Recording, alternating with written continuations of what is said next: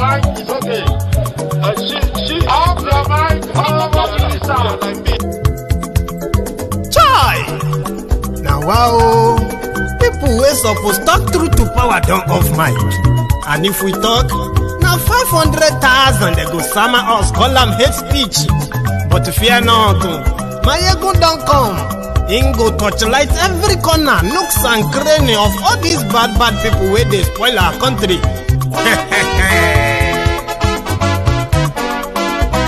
So my people make we laugh, oh, yo, yo. My ego don't come, oh, yo, yo. My people make we shout, oh, yo, yo. My ego don't come, oh, yo, yo. My ego don't come, man of the masses, oh, yo, yo. My ego don't come, oh, yo, yo. My ego diary politico, oh, yo, yo. My ego don't come, oh, yo, yo. This one not the off in mind, oh, yo, yo. My ego don't come, oh, yo, yo. Can in the touchlight every corner, oh, yo, yo. My ego don't come, oh, yo, yo. Okay, some people be they holla say they want the power. Chai. Them be promise us say we go get light and power. Nah. Them hustle so they can't get the power. But now they know they do anything with the power. Sure. Every day, dollar just they get the higher power over Naira. Still them talk say make we off mind. But thank God say my ego don't come. So my people make you laugh, oh, yo, yo. My ego don't come, oh, yo, yo. My people make we shout, oh, yo, yo. My ego don't come, oh, yo, yo. My ego don't come, man of the masses, oh, yo, yo. This is their record. The exchange rate has moved from 120 to the dollar to 240 to the dollar. That is Jonathan's record. Jobs have been destroyed. Livelihoods have been destroyed. Over 1 million people have been displaced because of incompetent and corrupt security mismanagement. Meanwhile, during this period, oil prices have been at their all-time high. Trillions have been budgeted for security, but the only thing you see are mansions in Abuja owned by ministers of defense and generals. We know these houses, we know the owners. This is the record of the Jonathan administration in the last 6 years. That's why they don't want to talk about it. So what do they talk about? They move from church to church preaching religious division. They move from town to town preaching ethnic division. They have no record to run on. They take photographs of private estates and claim that the government built the estates. They take Hello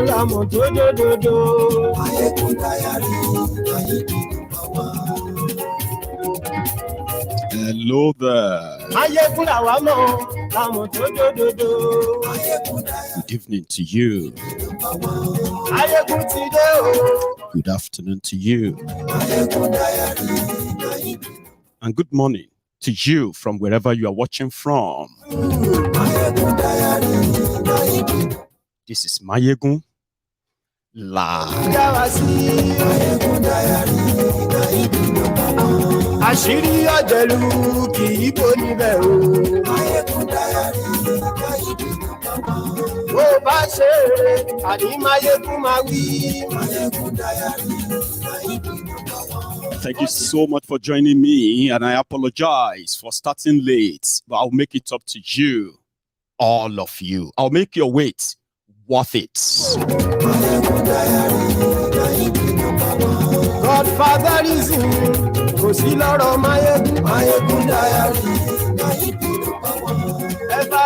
Share these broadcasts. Invite your friends. Invite your not so friendly friends. Tag all the Buhari Dins, the Buhari Diderins, the Buhari Denotus, the Buhari Dijatus. Don't forget the Buhari Shukus, the Ngoziaris, the Unekaharis, and of course, do not forget the Lagos Abobakus, Oshogbo Alimajiris, the humbled slaves, sophisticated morons, And at the same time, if you have their, if you have their line as well, do not forget their uncles and aunties abroad, the abroadian Buhari idiots, the Mumu Madus, Bele lecturers, Mumu lecturers. That's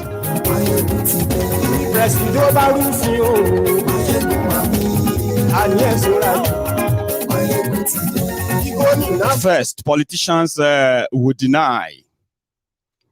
Then they will indirectly agree but give excuses. Then after that, they will go on a full throttle, which is a full berserk on themselves. Nothing is new.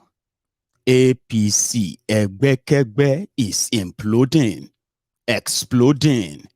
But the only news here is that they are also agreeing that as they are going down, going down, Nigeria may be going down too.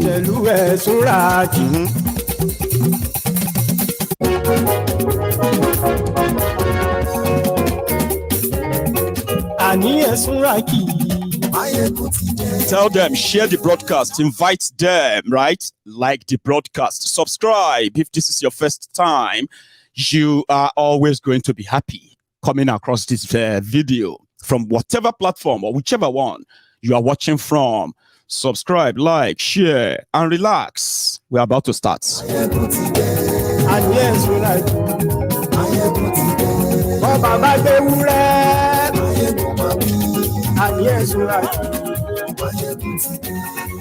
Thank you very much. Once again, good evening to you, good morning to you, and then a good afternoon to you from wherever you are watching from. Whether you like Mayegun or you don't like Mayegun, there is something you are going to agree with Mayegun tonight, and that is there is fire on the mountain. Nobody can deny it. Obvious, the obvious now anymore.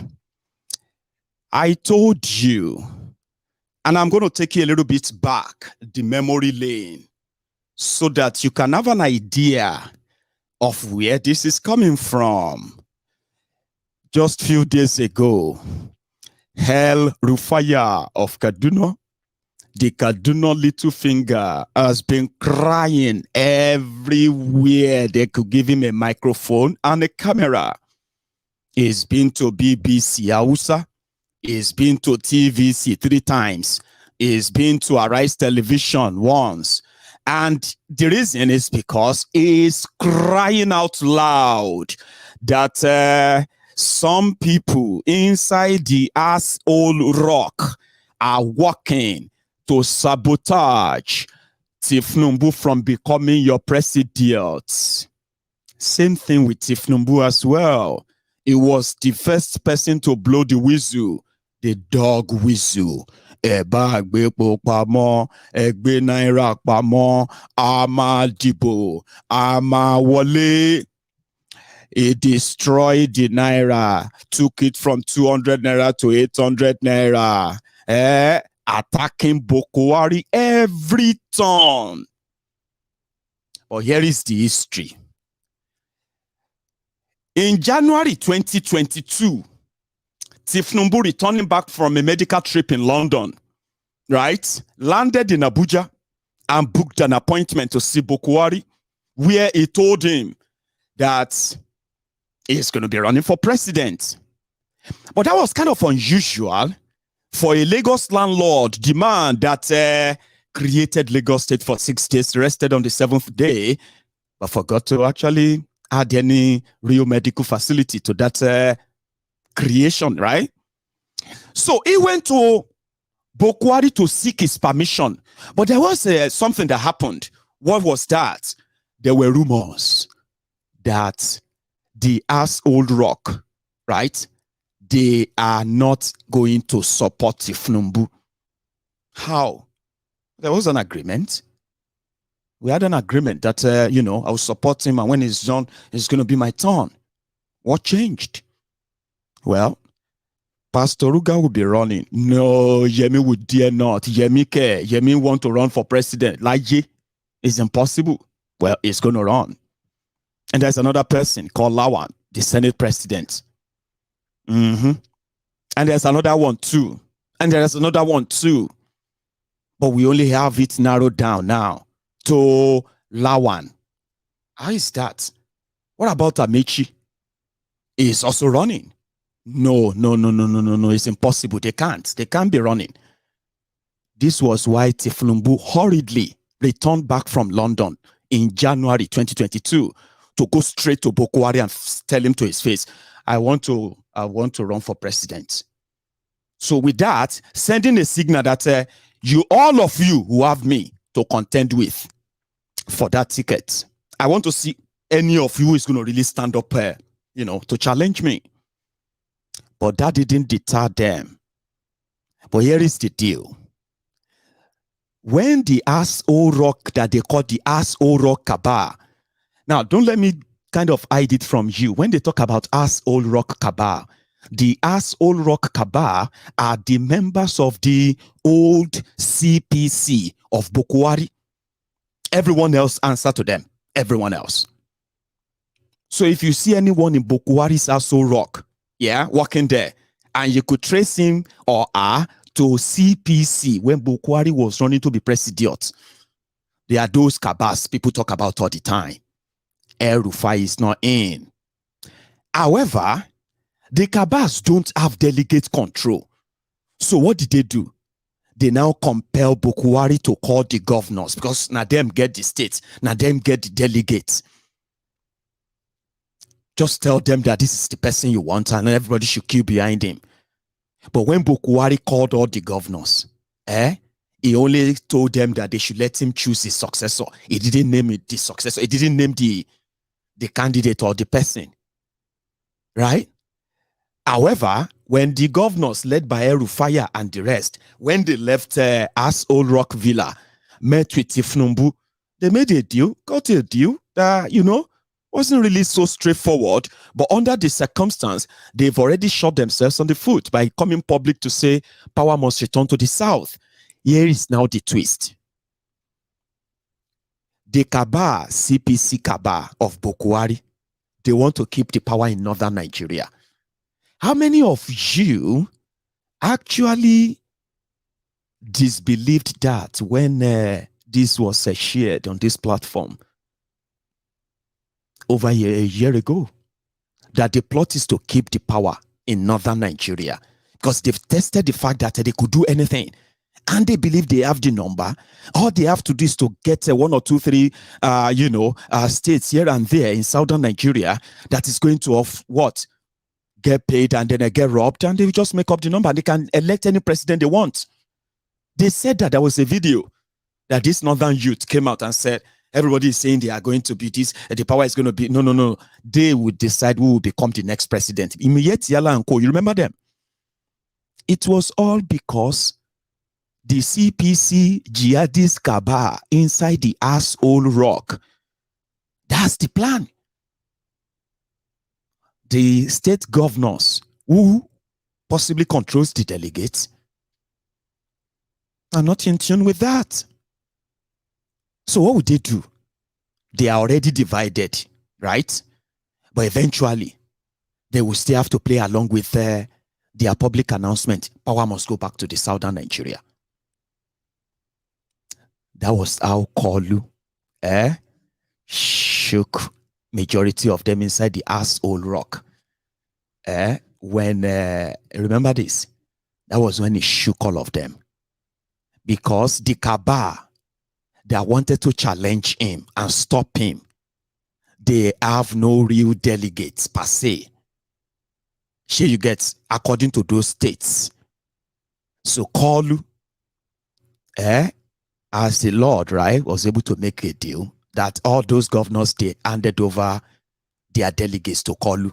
That was how Kolu defeated the first round of those who started the plot to stop him in APC. Now, Kolu has secured, he's managed to buy the ticket He can campaign can go everywhere, but Koolu himself knows that that is actually not what will give him that presidency. Because, number one, APC, Egbekegbe, have destroyed Nigeria beyond what you can even imagine.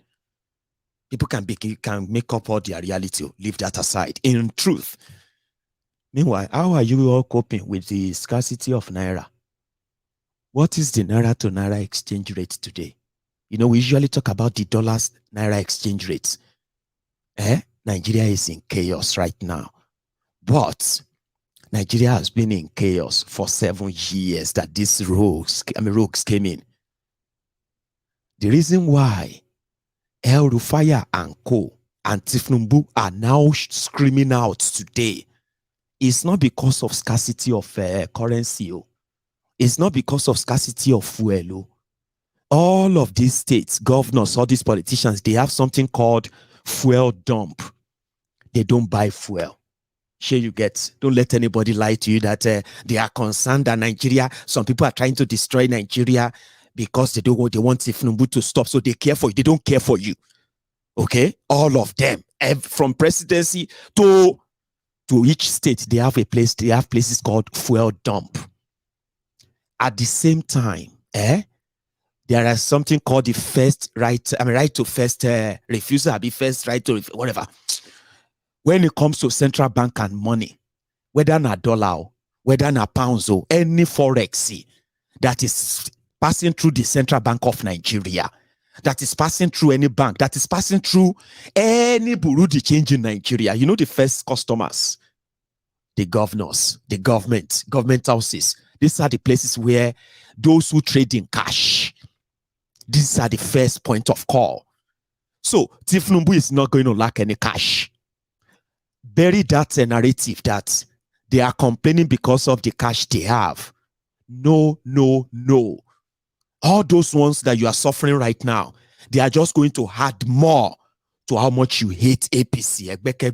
And according to the Rufai and the Tinubu and gang, the people doing all of this are the people around Buhari, the presidency. So the presidency responded. Are you with me? Because this is it's like the battle for their life. Okay? You remember that in 2019, around this time in 2019, Pastor Ruga was everywhere, sharing trader money, market money, and different kind of money. The guy even crashed in a shopper in Kogi. He didn't go to the hospital. They still pack all the money in the shopper. And they still went there to go and share money to buy votes. Now, Buhari and gang are saying they will not let anybody buy votes. Tinubu and gang will have money to buy votes, of course. But the real thing is this.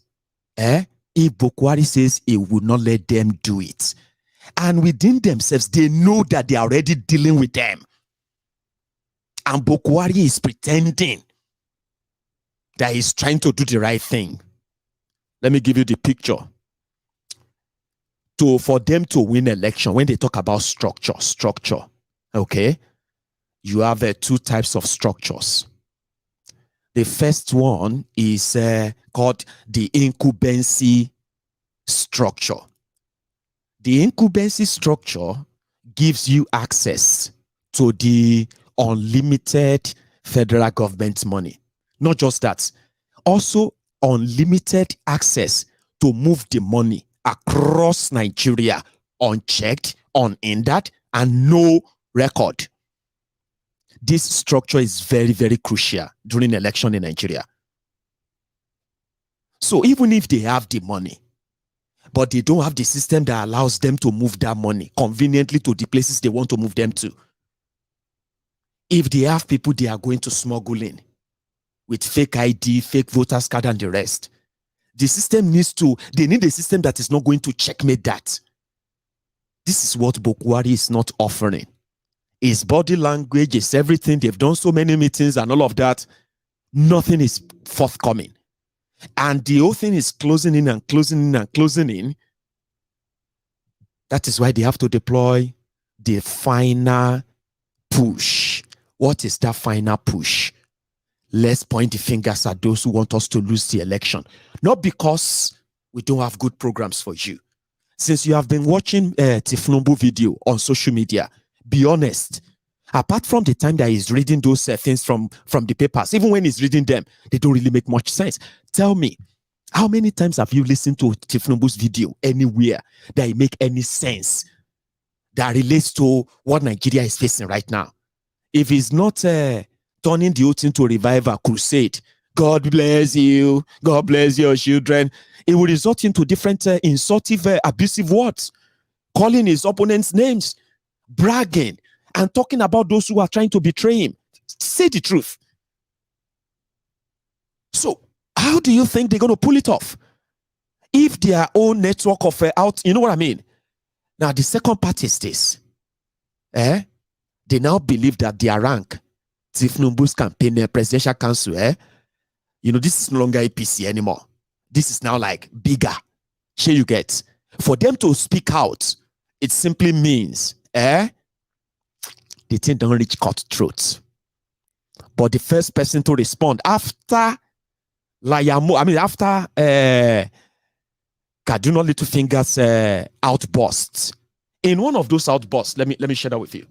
In one of those outbursts on a TVC, the credit for this clip goes to the TVC, okay?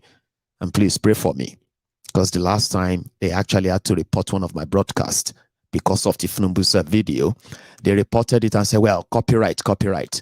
So YouTube had to send me an email to delete the video or delete the parts they don't want. I sent them, YouTube said, contact them if they will probably give it a pass. But they deliberately reported my channel.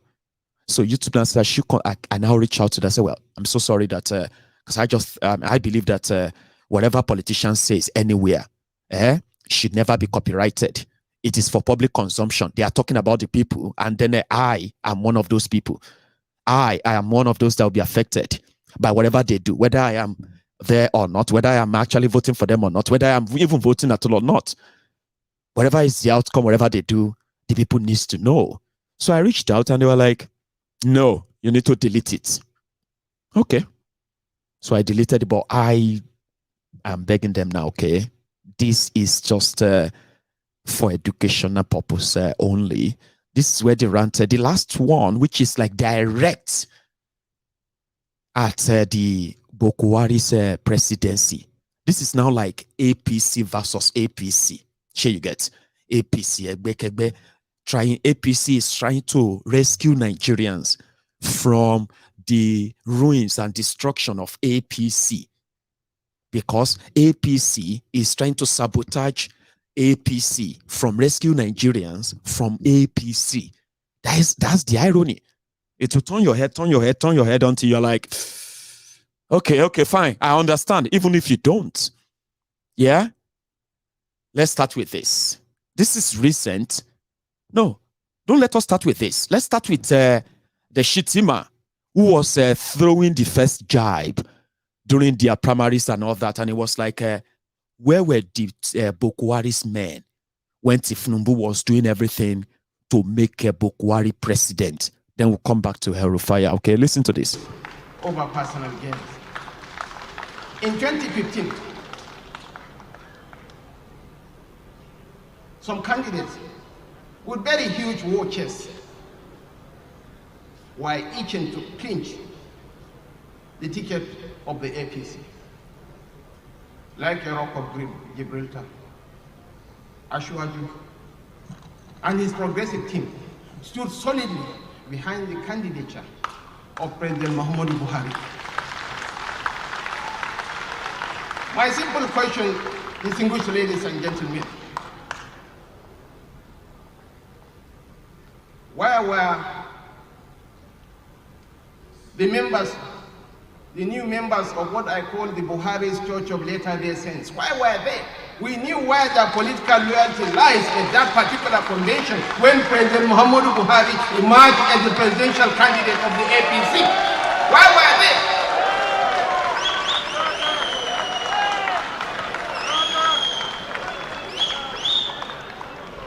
And some people say anything goes in politics. Distinguished ladies and gentlemen, not everything goes in politics. We shall have minimal thresholds below which we won't operate. That's shitty, man. But he didn't mention names. Then there comes Rufai. The story that we were told that the Senate president was the choice of the president was not correct after all. Well, we had that too. The members of the National Working Committee called us and said that the national chairman had told them that the Senate president is the anointed one. And again, the northern APC governors asked for a meeting with the president. We went to the president. We said, Mr. President, this is what we are hearing. This is not what you have been telling us in the past 2 to 3 years. Is it true? And the president expressed shock and said, I am not part of this. And right there and then he summoned Garba Shehu to issue a statement that he has not anointed anyone. And he told us very clearly, I have not anointed anyone. Go and bring me 5 Southerners, 5 candidates from the South, and I will pick one. And we went back as progressive governors now, together, not northern APC governors, but as progressive governors, we met and came up with the names of Vice President Osibanjo, Asiwaju Bola Ahmed Tinubu, Governor Rotimi Amechi, Governor David Umahi, and Governor Kaide Fayemi. We took these 5 names to him and said, we believe that any one of these can be a veritable successor to your legacy. They are all former governors, they know how to run institutions, they know how to run states, and so on, and we can work with them. Pick anyone, Mr. President, we will support that person. Now, most of us have our preferences, but we will defer to you because of the love and respect we have for you. And please don't doubt this. All of us have great respect for the president because we know his heart, we know his intention. He's a man of great integrity, and he has the best of intentions all the time. He could be misled, he's human, but the intention is pure. So we went to him and we gave him the 5. And he said, look, you know, these 5, you've made very good choices. I've worked with all of them. They are all excellent. Any one of them can be president. Now you put me in a quagmire. We said, what's the quagmire? Just pick one. Close your eyes and pick one.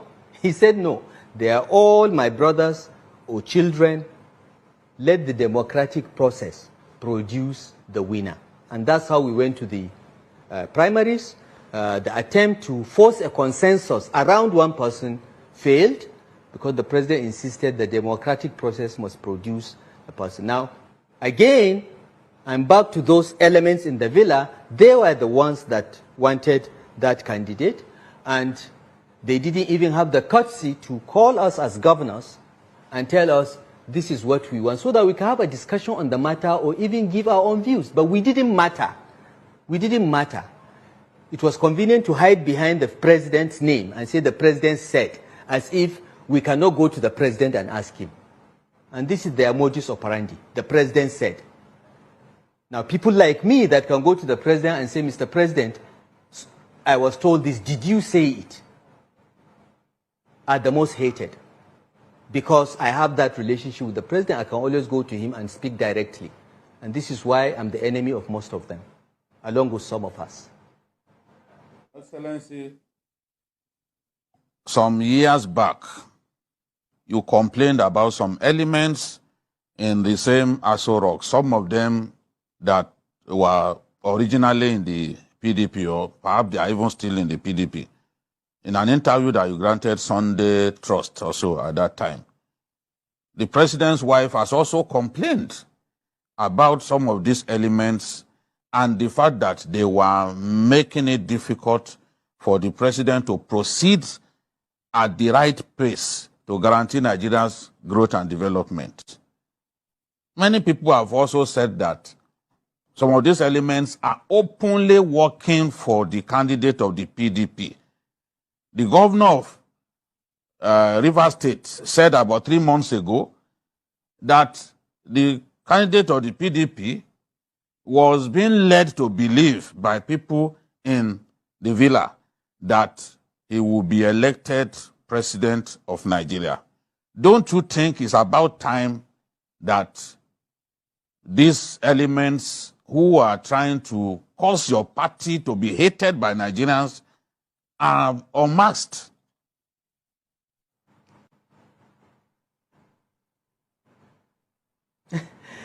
Look, unmasking them is not as joyful as defeating them. They will be unmasked in time. But we have defeated them when they wanted their own people in the National Working Committee of the party. We have defeated them when they wanted their own anointed person to be the presidential candidate without due regard to due process or even respect for those of us that are governors that have slaved to put this party together, campaign for it, and deliver the election twice. Okay? We didn't matter. We are governors, we have problems. Governors are corrupt. Governors are bad. Governors, everything is governors. Meanwhile, none of them has contested an election as councillor. And if they did, they won't win. I have been elected twice with over 1 million votes as governor of Kaduna State. I can claim to speak for the people. None of these people can. We'll come to the unmasking stage. This is not the stage. The stage now is to draw the attention of Nigerians that there are elements that are doing this and they don't mean well for our party. They want to incite voters against our party so that we lose the elections. Now, you get Rufai's explanation now. All of you, who called Mayegun liar, you owe me apology. Because the center is, can no longer hold. And the water, as they call it, is just about to start. Every day, the desperation will grow. It will grow. It will grow. And they will start mentioning names. So after Rufai's allegation, Layamo, legendary Layamo, responded on behalf of Buhari, and this is what he had to say to respond to Rufai. The governor of Kaduna State alleged that some people within the villa, or within the government, right? Within the villa, acting, doing everything possible to obstruct peaceful transition.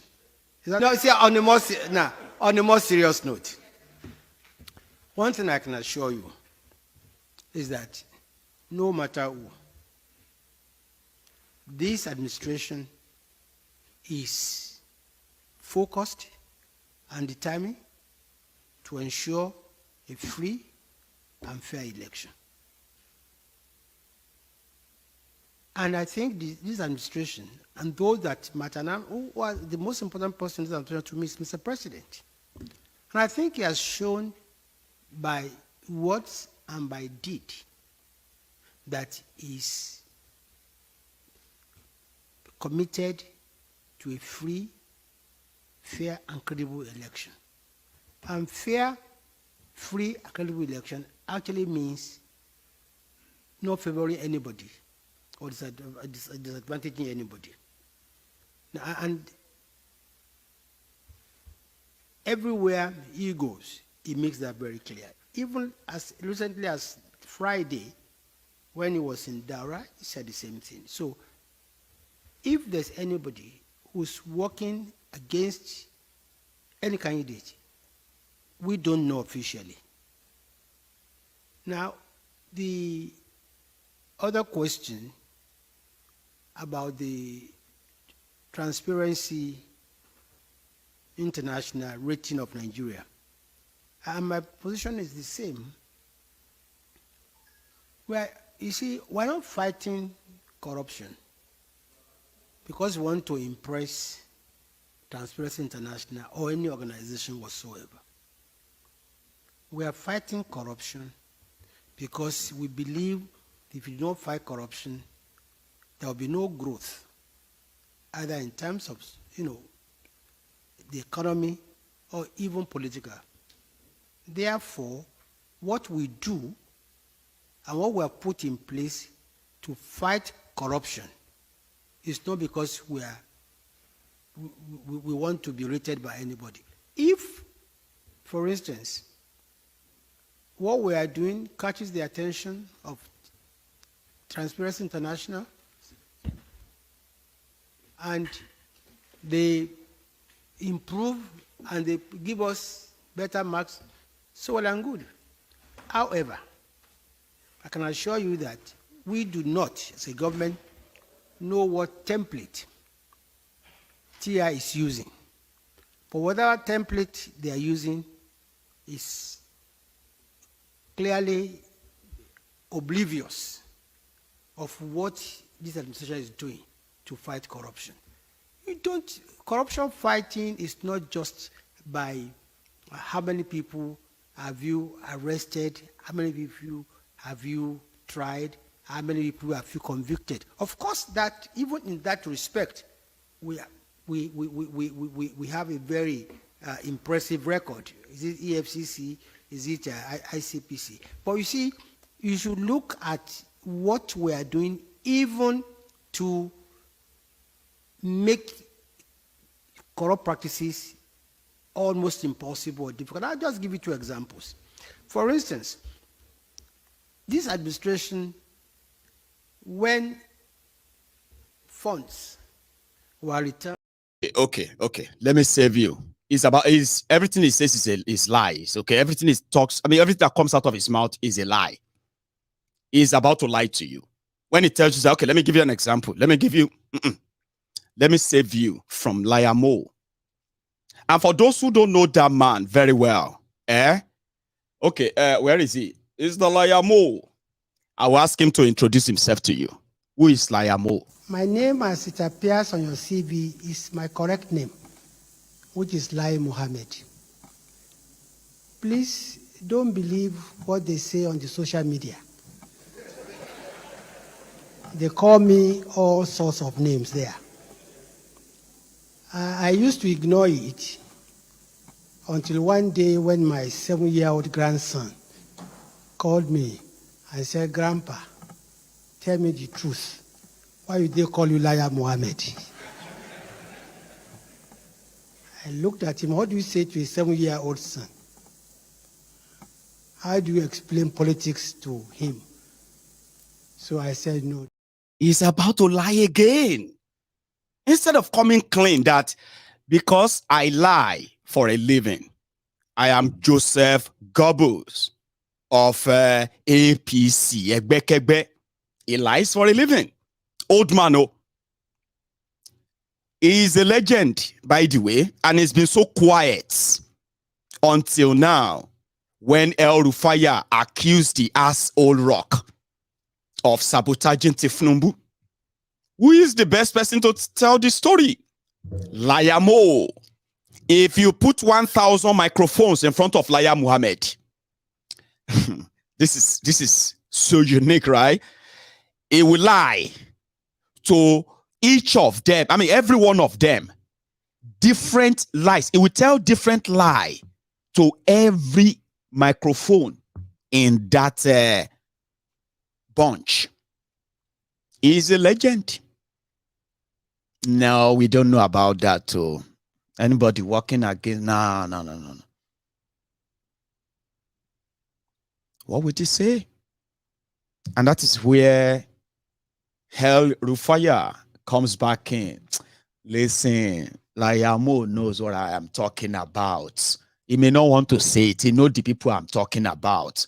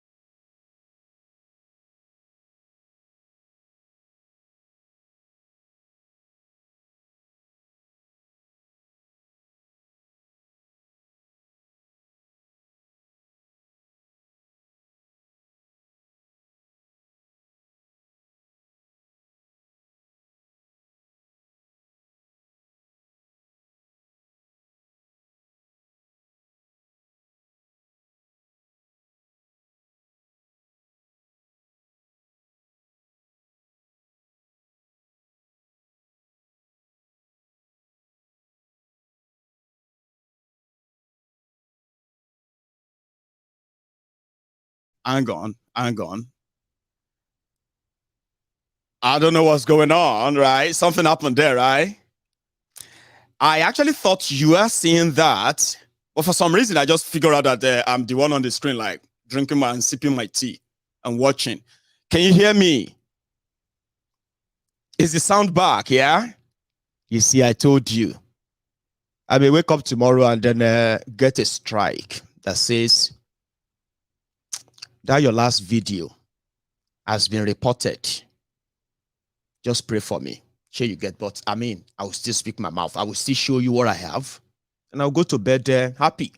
Tomorrow will be another day. So there is a clip of El Rufai I was sharing. I don't know what happened. Like everyone else, I mean, like every other video clip, they should come on. I mean, let's try it again, quickly. In the last 48 hours, he has appeared on every major channel. He's been on Channels TV.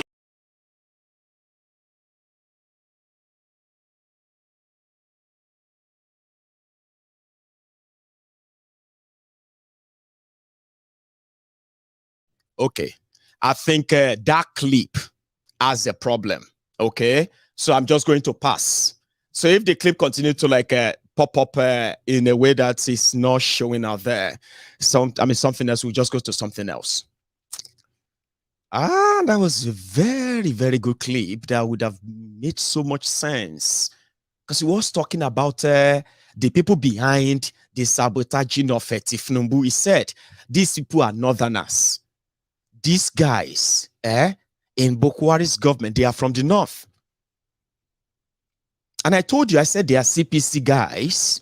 And that Layamo knows them. That's what El Rufai was saying. He said Layamo knows them. Or you can continue to deny because their intention is to plunge Nigeria into more crisis. So if they didn't want to, if APC didn't want to plunge Nigeria into more crisis, why would they even pick up a Muslim ticket in the first place? Now, talking about the internal betrayals in Osogbo, just a few days ago, and I think it was yesterday, Koolu was in Osogbo, and he was lamenting same thing. Listen to this one. Sorry, it's in Yoruba. I will explain it to you. It's talking about people betraying him. And so far, so good. Pastor Ruga is already in the blacklist and black book of Koolu as we speak.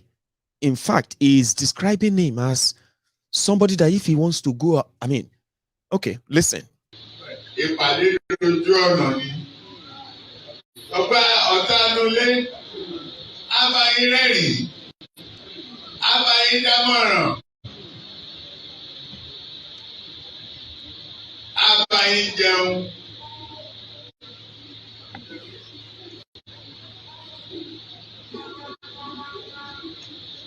Tẹ́ bá sọ fún pé ẹ palẹ̀ mọ́ ìrìn àjò, Olódùn máa bá yín kaṣọ eléyìí lórí ẹ̀kẹ́ mú. Ẹ ní mọ̀ pé kò fẹ́ kẹ́ ẹ padà.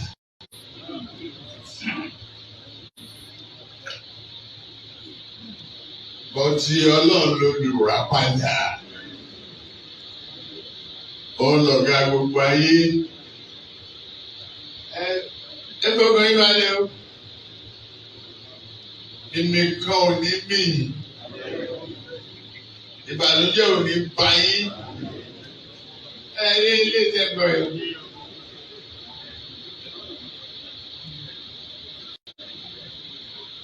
Àṣìlẹ̀ lọ́nà kò ní dá sí ọ̀ràn yín.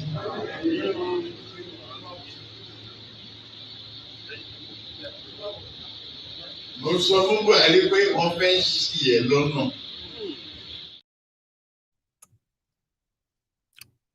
For the people who don't understand Yoruba, I will give you this loose interpretation of what he said. That's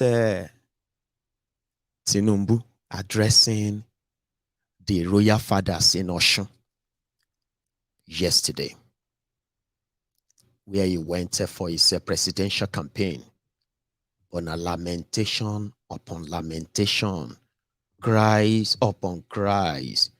However, from what he said that enemies within, whose only job is to sort of mislead you. The one that if you want to go out, is so close to you that if you want to go anywhere, it will be the one to say, no, pick this dress. Oh, wear that one. Or don't wear that one. Meanwhile, he's praying that you will never come back. This is another pointer to the internal war that this issue of presidential election, or should I say internal, what do you call it? Internal vibration or thereabout, something destabilization or disruption between Pastor Ruga and Tinubu. And all of this coming from the mind of a demented, Parkinson, octogenarian Tinubu, but is very sure of what is being told. Pastor Ruga is working within, influencing Buhari against you, talking about using the people against you or turning them against you. So that's him lamenting that he told Buhari, I told Buhari that they want to mislead you, just like Rufai is crying. Here is another part of what he told them before he went on to go and promise the students outside the wall. Now, listen to this further part. Any hall starting by public hall, then a personal hall.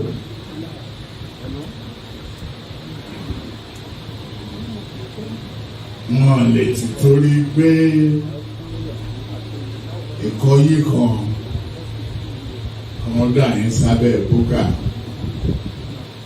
kò sẹ́ni lè dà yín nù ọlọ́run ní dà yín nù kò ní dójú tì yín olóńgbàgbára.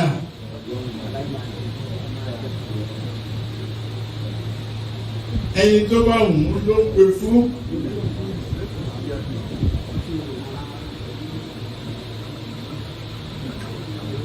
Òun ló ní gbogbo wèrè ló wà.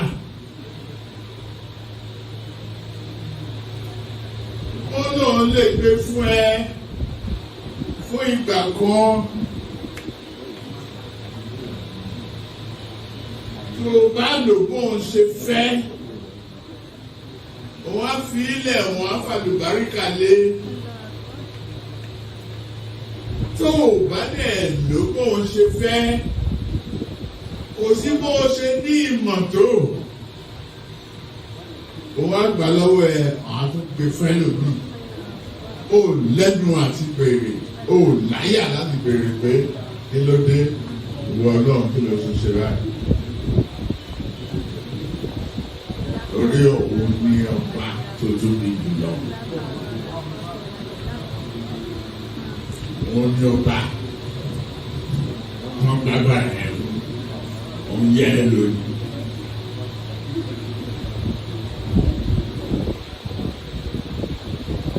Ní ọba ìgbé bọ́yá ìjọba yìí àbí òyìn kan wá lé àwọn.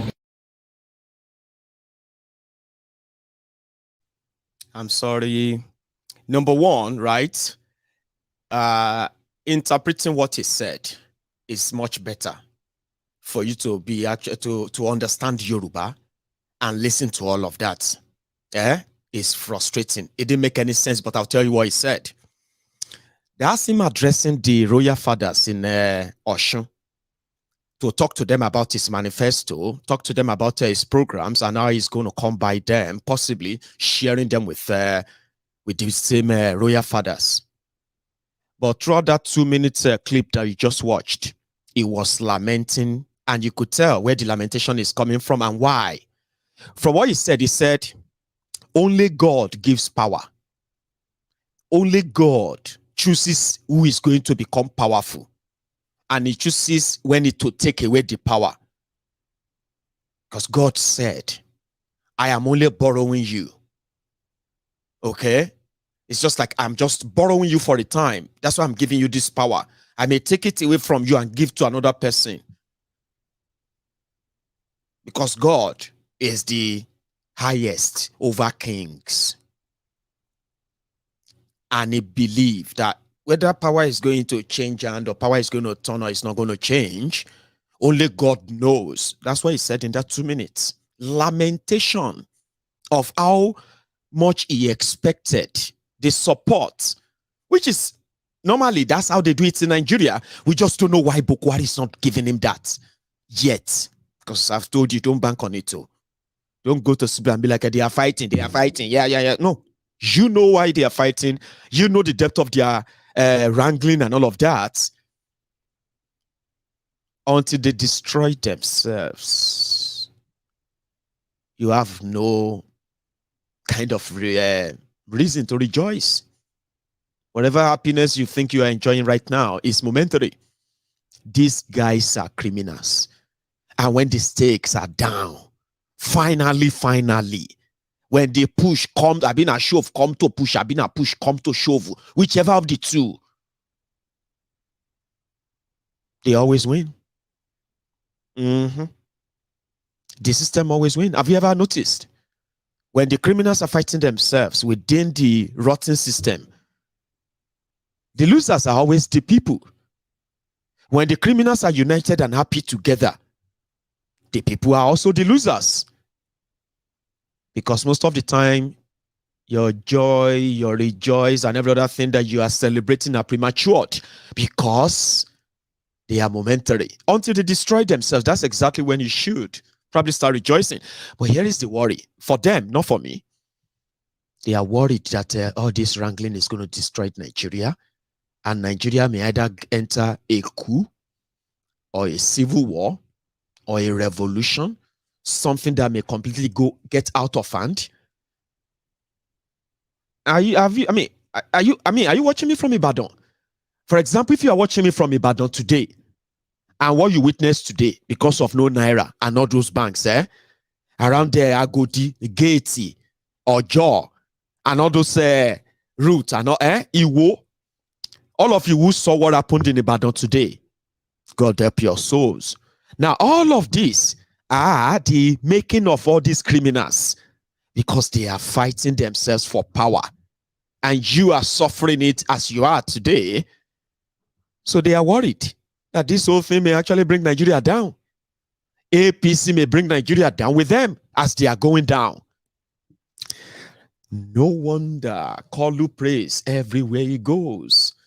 Now, when he had a chance of meeting the people, especially the young people in Osun, he told them, listen, I will make sure that your university education is 8 years from 4 years. Madman. Fún àwọn ọmọ wa tí ò rí léèwé wọ̀, ẹ̀yin tẹ́ wà léèwé, ẹ lọ kọ sílẹ̀.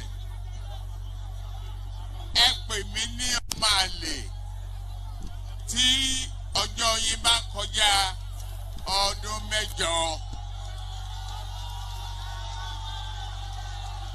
Ọdún 8 lẹ máa fi kàwé.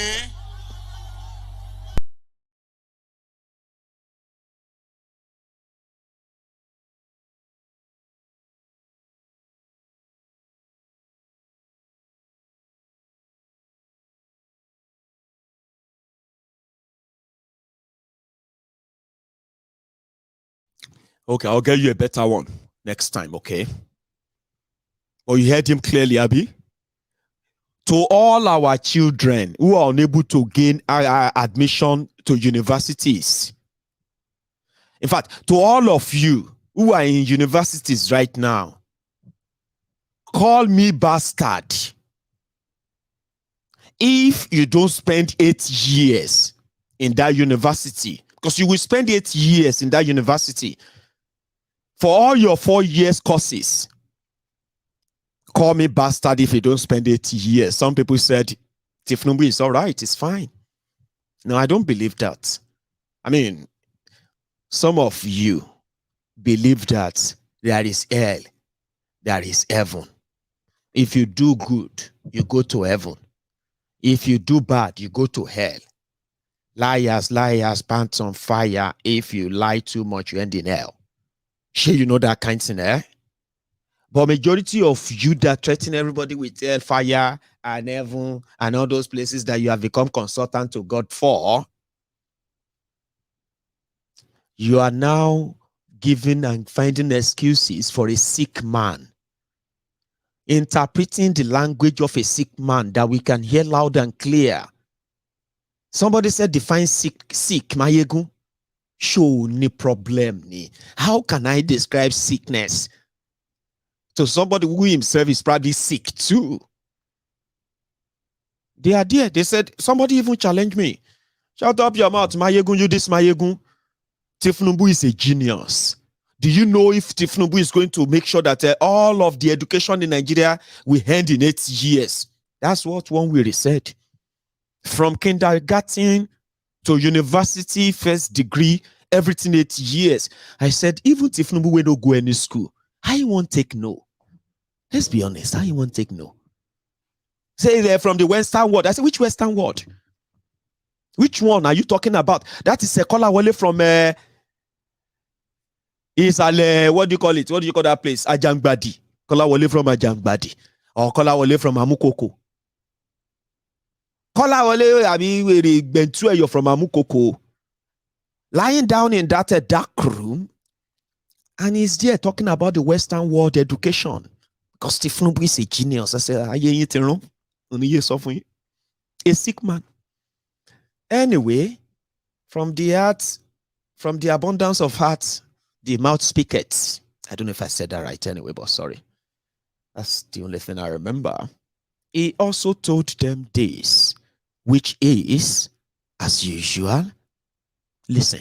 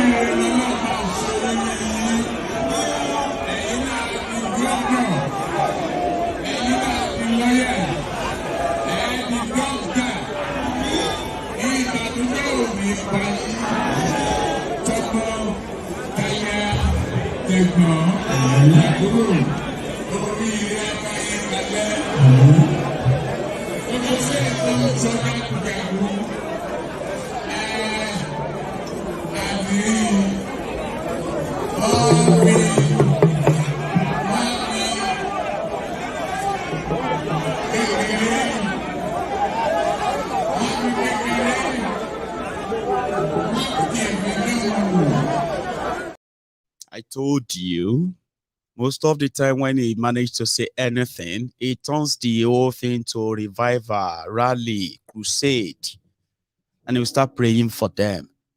He said, he's going to create jobs for them. He's going to establish businesses for them, right? And everyone who is a graduate in Osun, okay, that they are going to create registration center for them so that they will go there and register. And then they can learn something after graduating. Can you believe that? You went to university as a graduate, and then you have to go and learn something. They say, hey, but it's a good thing. I say, well, why don't you just go and learn something? Technical school. Why do you have to go and spend 8 years of at Koolu's university, only to end up coming to learn how to make shoes, how to make soap, and how to make this or that? Like, that's what Nigeria always suffer you anyway. So he said he's going to create some for them there. Okay, and they can register and learn new stuff. Then they started praying for them. You too will become doctors. You will become lawyers. You will prosper. You will be very fortunate in your lives. And everybody was like, amen, amen, amen. It's like a crusade. Okay, let's lighten up. I am going to take you through to Port Harcourt, where lily-livered, coward Werey Wike. Yeah, that's his new title. It's got plenty titles, but if you want to mention Werey Wike's name, do not forget this high honorary title of a coward. He hates it, but tell it to him. He's a bunch of it's a piece of coward. Werey Wike. I mean, he's working for Tinubu, of course. Fine. Come out and say it. He face anybody waiting, waiting they won't do. Maybe like say the whole thing will be like that too. The same thing. That is, in fact, there is something I wanted to share with you before I go to Werey Wike, and it has to do with part of what do you call him? Part of El Rufai's frustration. Listen to this, Look, data analytics is one area that I'm in love with. When I was a student at the Kennedy School of Government, I was a teaching assistant for statistics. So I understand these things. I'm not talking as a politician or as a layman. I understand these things. The most important thing in looking at any opinion poll is the sample followed by the methodology. Okay? When your sample, when you have about 100 million registered voters, and you are sampling 2,000 registered voters or 300 registered voters, I'm sorry, your results from day one are unreliable. They will have very high margins of error. And most of these polls are like that. What about methodology? Most of these polls, like the Bloomberg one, the ANAP one, the Iwada one, all used telephone. What percentage of the INEC voters register contains people whose phone numbers are in INEC's records? We have found out 31%. So from the beginning, you are starting with only 31% of the total sample of voters. So if you pick your sample out of that 31%, from day one, your results are dead on arrival. Okay? So I can take each and every one of these polls and deconstruct them because I understand what is sampling, I understand methodology, and those polls are a joke, with the greatest respect. Okay? We have done a poll with a sample of nearly 40,000 across Nigeria. Okay. And the results of the poll show that we are ahead. Right. It's going to be a tight election. Okay. There are a large percentage of undecideds. Okay. So we all must work hard to swing the undecideds to our side. But we are ahead. How can Peter Obi win any election? Peter Obi is polling 1% in Sokoto, 2% in Katsina, 5% in Kano. That's why the votes are. All states are not equal. The fact that you are doing 70% in Anambra State does not mean somebody doing 10% in Kano is not better than you. In the ocean in Lagos, he's polling in the Christian enclaves in the north. He's polling well, but how many are they? How many? Peter Obi cannot win the election. He doesn't have the number of states. He doesn't have 25% in more than, the last time we checked, in more than 16 states. He can't go anywhere. Peter Obi is a Nollywood actor, and that's all he will be. This election is between the APC and the PDP because they have the footprint, they have the spread. Ethnicity and religious bigotry will not take you anywhere. I know. And that's what the Labour Party campaign is about. Did you hear all of that? Did you? I don't know. I didn't put it in the mixer. So it's going to come out like, voice record and all that. Did you hear all of that? He was talking about Peter Obi, this or that. But the point here is this. The same people who said confidently few months ago that do not take any of disobedience serious. They are just 4 people tweeting from a room. Then this El Rufai also came out and he said, if Peter Obi come to Kaduna and see 200 people, it will take him serious. Now, El Rufai, 10 months after, is saying from their own poll that the same Peter Obi and obedient that can never win are polling 25% in 16 states. The one they did. You better go and start preparing for real revolution. If Buhari continue the way he's frustrating these people, now them go start the whole riot everywhere. Just like Ogun State governor now. That one has stopped all this campaign. No more campaign, APC campaign in Ogun State. The governor suspect because economy is hard. Nigeria is tough. Nigerians are suffering. Now these governors go sponsor the riot first. And it go be because of this Obi. I just thought I should tell you. Person when no go win, when no feel win, is giving this guy serious trouble. And Werey Wike, that publicly rejected Atiku, is scared to come public and say, I'm supporting Tinubu because he's the one that is going to win. Why can't Wike say that in public? Why is he afraid of saying that? She retreated to one lay. Could hear anybody more? It go scatter beyond waiting yourself plan. Mo go River State, where Werey Wike in his usual what have you is no longer that Werey Wike. Is now saying, you are calling me a coward. You're calling me a coward. We know who is a coward. Baba, we know so now you be the coward. All of us, they root for you. We they believe so you go come out blazing, fire blazing. The obedient, we don't they hang. You see those obedient, they've managed to take over all the social media. Seriously, they control it. This used to be something that will cost you billions and billions of naira. Recruiting social media handlers for you. Among these obedient turn themselves to the social media warriors for Obio. If you say anything, if they enter you, even if you are denying that social media is nothing, people they get depression because of the obedience.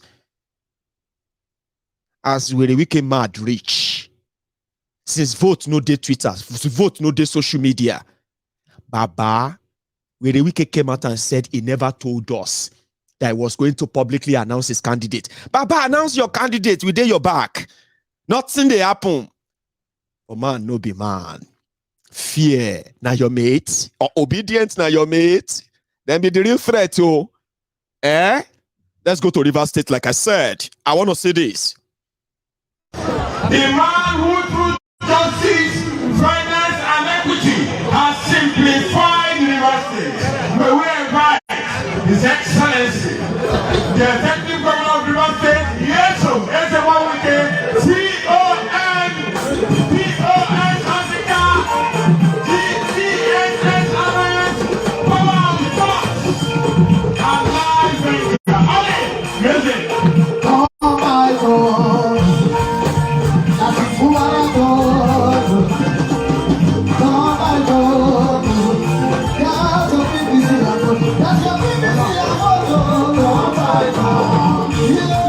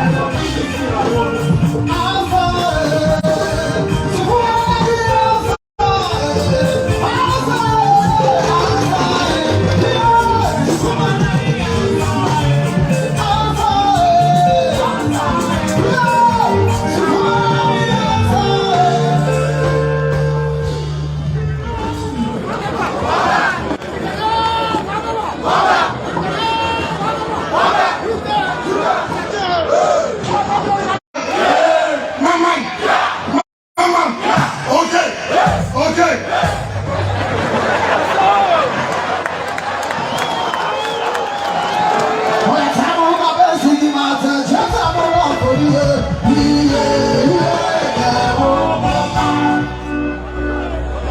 Our dear leaders, let me sincerely thank the people of Africa local government and their leadership for the massive turnout of our people to receive us today. Let me also thank the royal fathers, the Honorable for Goloba, the Honorable for Culture, and the Honorable for Keke, who are all here to give us support. Today is the turn of Okrika local government area. Our Okrika politics is very important to us as a party and to us as a people of the state. How many of you are in Ward 4 here? Is Soniki here? Are you here? I know you're in Ward 4. Help and lead all the people in Ward 4. One victory I want is Ward 4 victory. That's all. One victory I want is what? Ward 4. And you know what I'm talking about Ward 4. Yes, sir. Do you know what I'm talking about Ward 4? Yes, sir. Are you going to win Ward 4? Yes, sir. You will win Ward 4. Yes, sir. And bring the result to me. Yes, sir. That's the prize for you. The man is for Ward 4 too.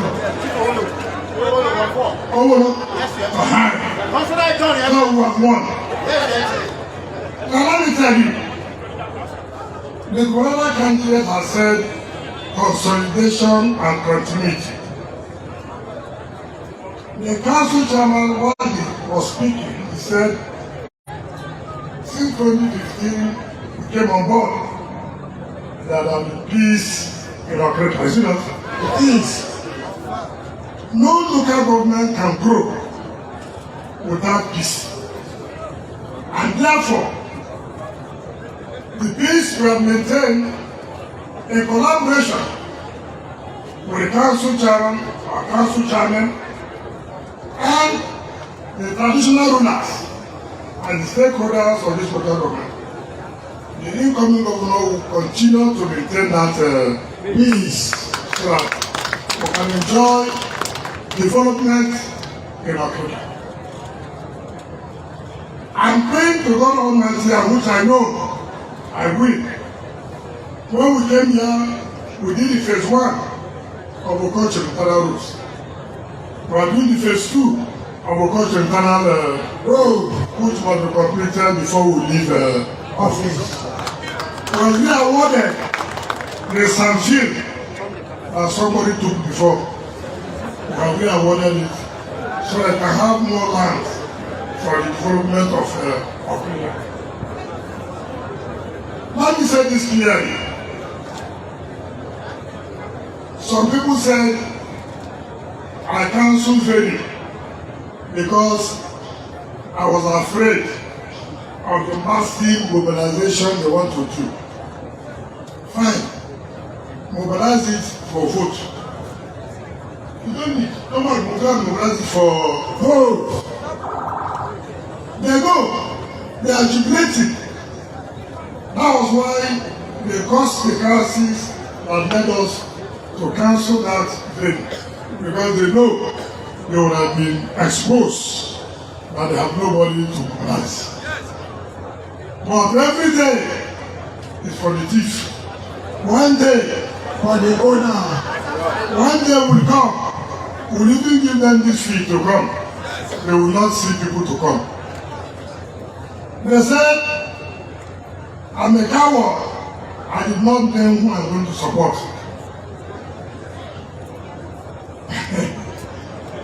All of us know who is a coward. All of us know who's more courageous. Is everybody who's more courageous than me then? No! Look, I I was a minister. I was a council chairman.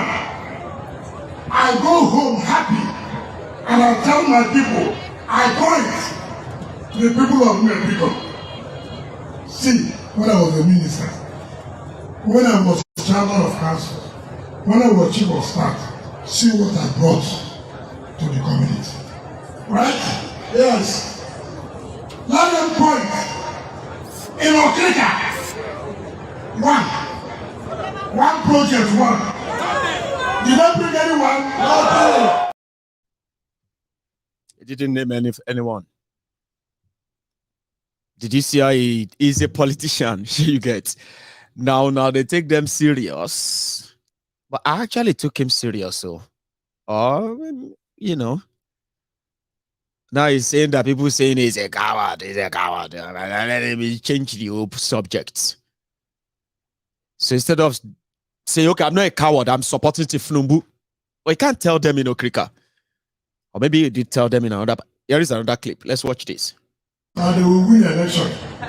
Now, has it not been exposed now? Please, has it not been exposed now? What I said, all these young guys that do, they don't want us. Has it not been exposed? But you must, whether you like it or not, you must need River State. You must need River State. Don't need River State, you will fail. If you don't need it, if you say don't want us, you will do what? Fail. There's no two ways about it. There's no two ways about it. God has exposed everything. It is no longer we talking. They are not exposing themselves. I raised the lamb. Who is running this door for them? I said, look, they are being given assurance. But this election is not going to be based on that cabal assurance. It is on the people's assurance. It is on the people's assurance. Yeah, PVC is what can give us assurance. It's not anybody anywhere's assurance. If you remove God assurance, it's the people's assurance. All we need is your own assurance. With the assurance, we apply and won. We have won the election. Let me also use this to advise Mr. President. I have no access. But let me use this last privilege and advise Mr. President, because I knew well for him. Me and him were going the same time. We are living on May 29, 2029. Nobody's living a day or after. Two of us were living the same time. So I'm in a position to advise.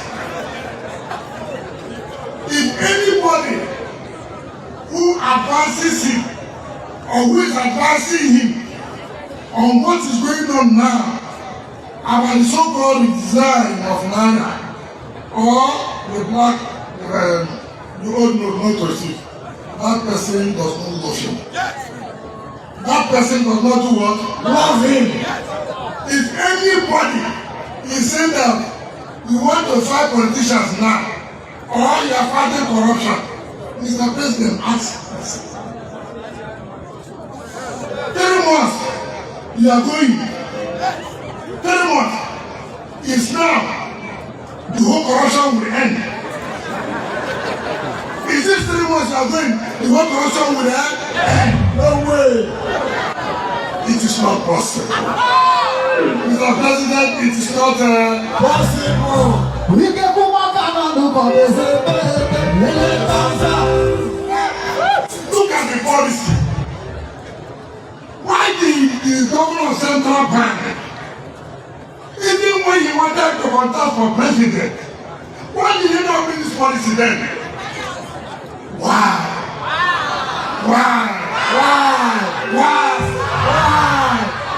As beautiful as this policy, you knew it that time when you wanted to run before the law caught you up. It is now that the policy is good. Mr. President, these people don't love you. No way. Mr. President, I thought, like you have always said, like I am going to finish and finish well.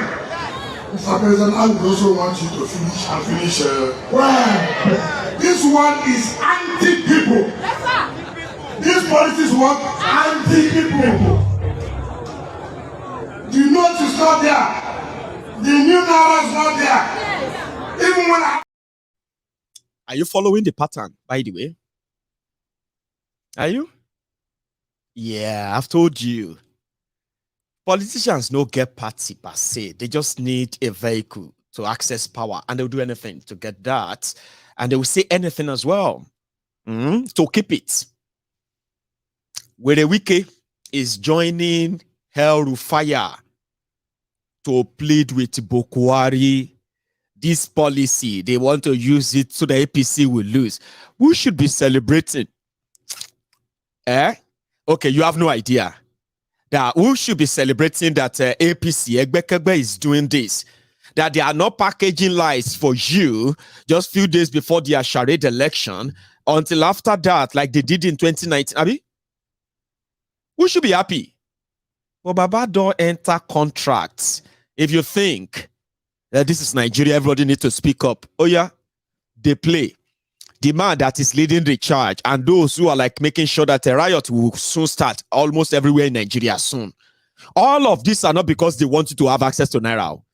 All of this are to force the hand of Buhari to abandon all this thing he's doing. And at the same time, come to a negotiation table and give Tinubu what he wants. And this pressure is not going to come just from the APC. The governors and the rest of them. It's going to come from everywhere.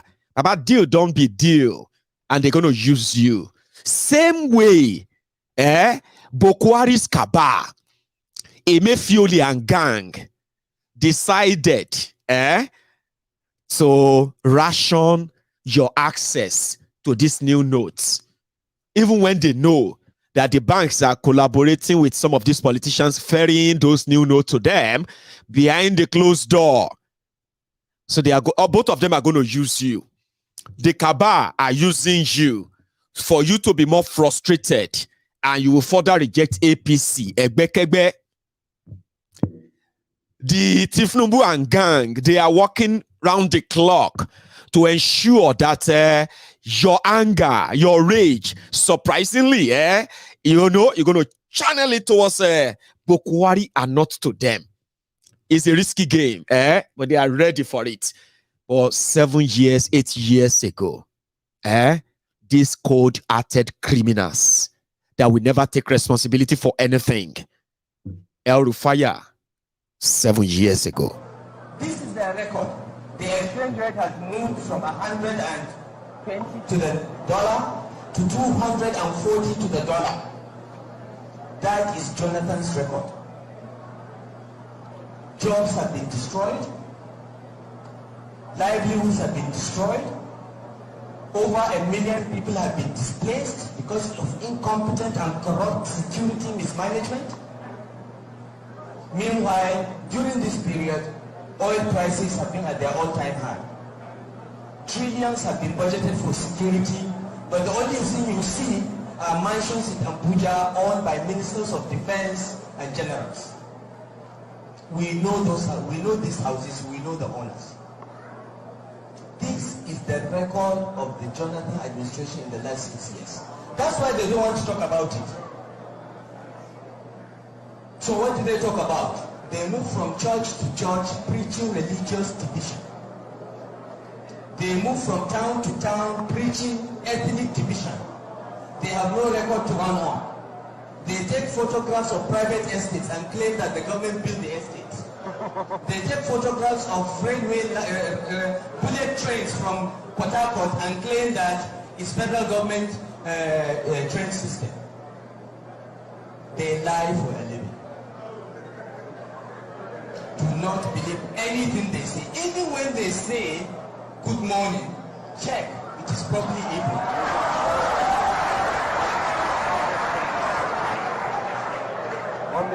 So do not be deceived. I am here before you as a father of young people like you. because I have many children. We don't count our children. We count blessings. That I care about your future.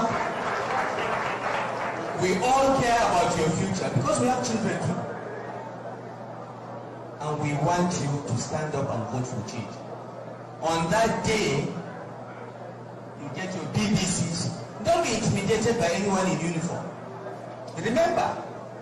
Remember, a few weeks ago, we needed to get the help of Chad and Niger to chase Boko Haram. So don't let them scare you. They should not scare you. Go out with your permanent voter's card and vote for the party and the candidates that will secure your future. That party is the APC. That party is the APC. Those candidates are the candidates of the APC that emerge through transparent primaries, not criminal imposition. The APC is different. We are different. We represent integrity. General Buhari represent that. We represent performance. First of all, there embodies performance.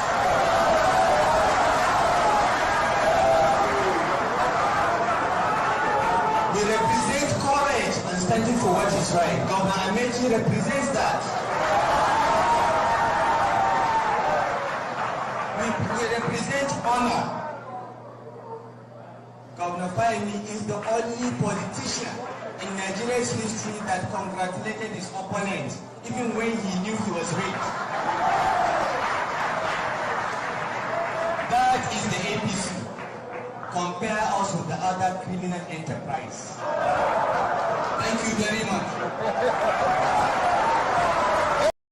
Àwọn ọlọ́pàá máa kó anybody lẹ́yìn. Àwọn ọlọ́pàá máa kó anybody lẹ́yìn. Àwọn ọlọ́pàá máa kó anybody lẹ́yìn. Ibi tá a ṣe ń lọ nìyẹn, that's where we dey go, because right now everybody is running crazy and mad, and majority of them are from APC. Ẹgbẹ́kẹ́gbẹ́. So Werey Wike just mentioned something about the central bank. What have you? Let me take you down to some of the happenings in Nigeria when it comes to this no money, no scarcity of money, this and that. So Nigeria Naira is being sold for Nigeria Naira. Can you believe that? You exchange Nigeria Naira. Now, let me tell you the scam. This is the scam, okay? The scam is that the new note, if you need, 10,000 Naira, new notes, right? You would have to pay about 2,000 Naira. Now, here it is. You have old notes, and you need 10,000 Naira, new notes. So when you want to give them that old note, you would have to give them 12,000 Naira, and they'll give you 10,000 Naira new notes. It varies everywhere. Sure you get. And this has gotten to a stage whereby they said they are doing cashless economy, whereby go and buy anything you want to buy, pay with card. They don't want cash, too much cash everywhere anymore. But unfortunately, do you know something? Just same time, like say they deliberately want you to actually go through hell. This is politics, so don't let anybody, like nobody is sabotaging anything other than the government, sabotaging the government, and then the people are suffering it. And then the APC, that is in government, is now accusing itself of sabotaging Nigerians. Is yam pepe scatter scatter, issue at yan. Let's go to the streets. You know this guy now? Shebi, you know him. UBA, Kaduna Drive. They say they have not received any money and they are not giving out. I thought they were lying until I came here to notice that nothing is going on, no transaction. What is going on? This is complete sabotage. Few days to the presidential elections and we are witnessing this. Who is doing this? Who is doing this? Was it not planned? If you know that you are going to collect almost how many? 1 trillion. You could have produced 1.something trillion Naira. New notes. You have all the time. What are we talking about? Few days to the presidential election. I see it as complete sabotage. And those in charge must, as a matter of urgency, do the needful. I understand James Bank is receiving money, is giving out money. Few branches they have across Nigeria. Where did James Bank get all this money? Why are big banks like Zenith, UBA, and other big banks, they're just sitting down? What is happening? This is complete sabotage, and we cannot take it. I'm here to take money. They say there's no money. What is going to happen to ordinary people? If gold rust. Talking about the ordinary people. See, I know some of you don't get emotion anymore when it comes to the issue of Nigeria. Especially if you realize that the same people that are showing the sufferness, complaining, crying. One man died in Warri today in Delta State because he was unable to get his money. Cash apps, no, sorry, what do you call that? Transfer apps, bank apps. They're like Kuda or UBA and the rest of them. It's like they intentionally shut them down too. Crisis everywhere. Inside bank, outside bank, consider Nigeria that is about to have an election in another 20 days? Another 22 days, Abi. Okay, let's go to the streets. Here is one.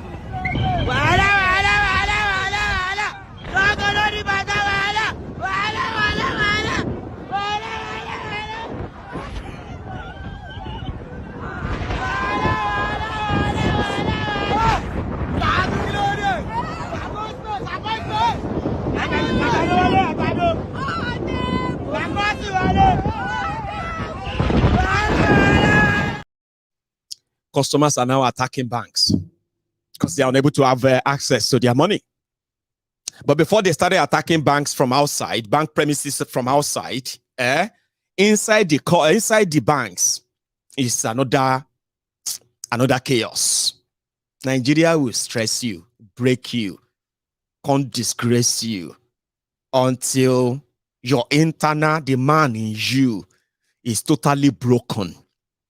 And you accept fate, you will be bowed. That's Nigeria. The system is there to break you. No matter how much you try to avoid having anything to do with the system. That's where I fear government. And that's what I told you.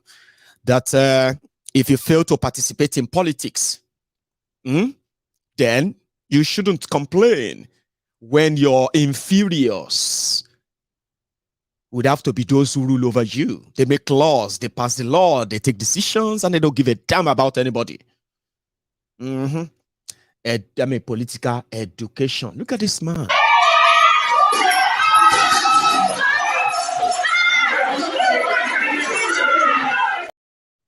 Man.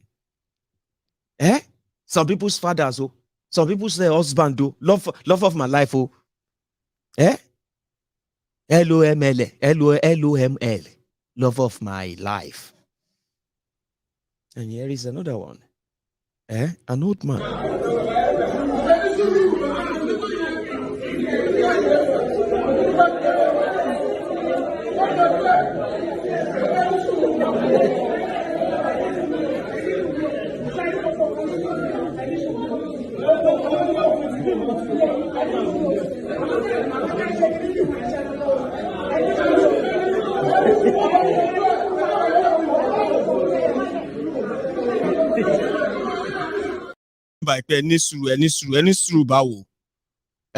What do you mean by I should be patient? Patience, I need my money. I need money. I'm hungry. I couldn't buy anything. Nobody's going to take anything. They are giving me old notes.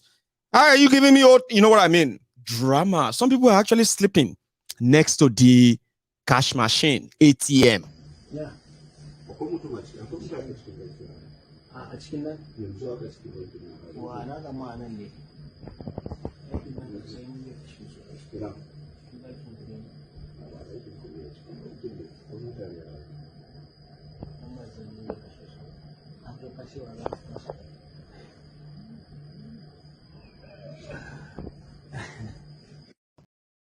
Looking for Naira. They are waiting for the machine to bring money. We'll sleep here. If the machine start working in the middle of the night, we'll take money out. That is the government that is making you go through this. It's true. They want Tinubu to lose. Sure, you get. Are you not going to be so mad at APC right now? Except okay. It's going to be like, but you can see that Orintai, who brought them? Tinubu. Even this young man, this young boy, that finally lays his hand on the two. Oh, bless his soul. I mean, look at this guy.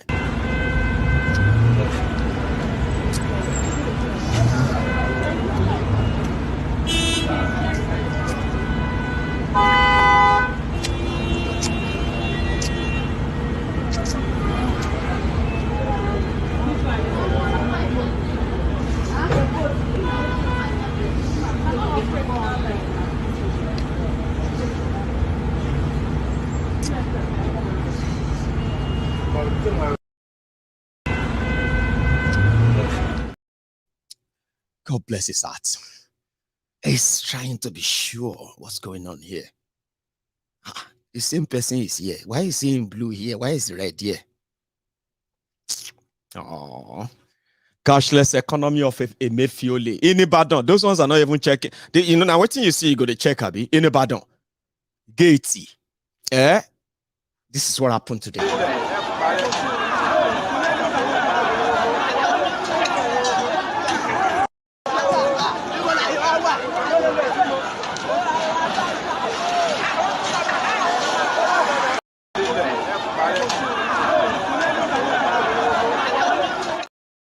All for Naira. New Naira, old Naira, new Naira. Why must things be made so difficult for you simply because you are a Nigerian? Sad. Look at this.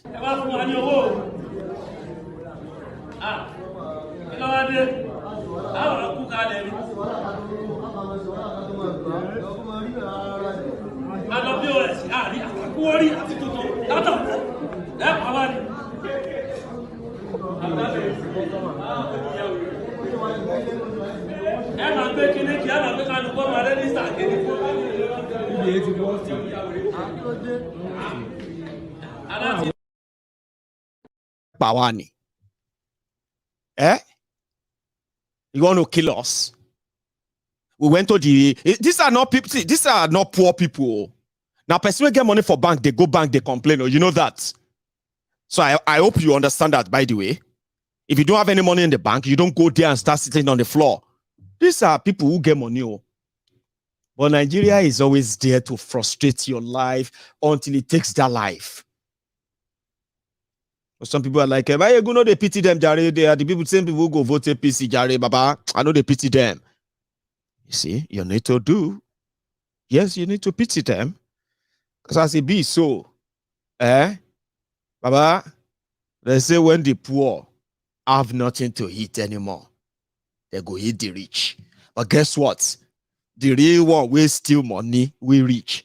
They go hard to reach. You that also make small dough, you are likely going to be for their dinner. So be careful of what you actually wish for. Me, I'm doing my part. Me, I am Mayegun. I'm always on the side of you, the oppressed, even if you continue to worship your oppressors. If I ended up in your hand, remember my face. So I mean, they tell you, say, this will go kill you. And they no go cry. If you die for them, you die for nothing. Did you get that? Even though you have the chance to make all your choices, if by any chance I enter, hey, breaking news, they don't grab that man, you go. That guy where they talk nonsense for YouTube and Facebook, they don't grab him. What you go do him? Remember, I've always wanted to be on your side, reminding you that even if you love your slave masters, it is just a love between the chicken and the chicken owner. It doesn't matter how much the chicken owner says he loves his chicken. I love this chicken. A lot of people give their chicken names. About Nadina, he go end up as you go see the fried chicken at some point. If they call him a Jack, one day you go see Jack. He's going to be the one to feed everybody for dinner. Yeah, they will have to feed Jack to everybody. I'm so sorry, animal lovers, because some people can get distressed with that joke. That's a dark joke. My ego, don't ever crack that joke anymore. I have a chicken, it's my pet. When you made that joke, when you spoke about that chicken and then roasting Jack, that got to me. I got emotional. Abanesuru, I'm from Ijebu, so we dey kill chicken with our hand, knife, chicken, leg. Vuitton 7, they start training you how to kill chicken by yourself. We dey rear chicken, like, you know what I mean? Chicken inside our houses. Chicken at the chicken rice have been called male and female. Do you understand? And whenever there is something, if somebody is sick inside the family, where I come from in Ijebu, for the person to be well, they will say they should they should go and prepare some sacrifice. some asije, some portion food like that, like herbs. So where do we get that? We'll go and pick one chicken to prepare that soup for that person that is sick in the family. If a member of the family make any success, oh, you just promoted to primary 4. What's your position? I am second in our class. You became second. You are promoted to primary 4. Or you go and bring one chicken. It may be my own chicken that will serve to celebrate a member of family that just done something. So I'm so sorry if telling you about chicken right there is a bit distressed, but it's, you know what I mean? The love between you and your oppressors is like the love between the chicken and the chicken owner. There is no amount of pretentious love these criminals will kind of tell you or sort of portray to you, even when they pretend to be from your tribe, from your ethnic nationality, or even practices the same religion like you. They don't give a damn. You are just chickens. And they are chicken owners. To own you, they have to pretend to be like you. So when they need to sacrifice something, they sacrifice you. If it's going to give them a leverage, you know that. That's why I don't like them. And I don't really want you to like me. I just want you to remember that I told you, that Mayegun said, these people don't like us. They will sacrifice us anytime, any day. Even when we show them so much love, we are ready to die for them. And it doesn't really matter. If you die for them, what do they call that? Somebody saying be a slave of death, a thug. That they die during the time that they are like, war of thugs. So you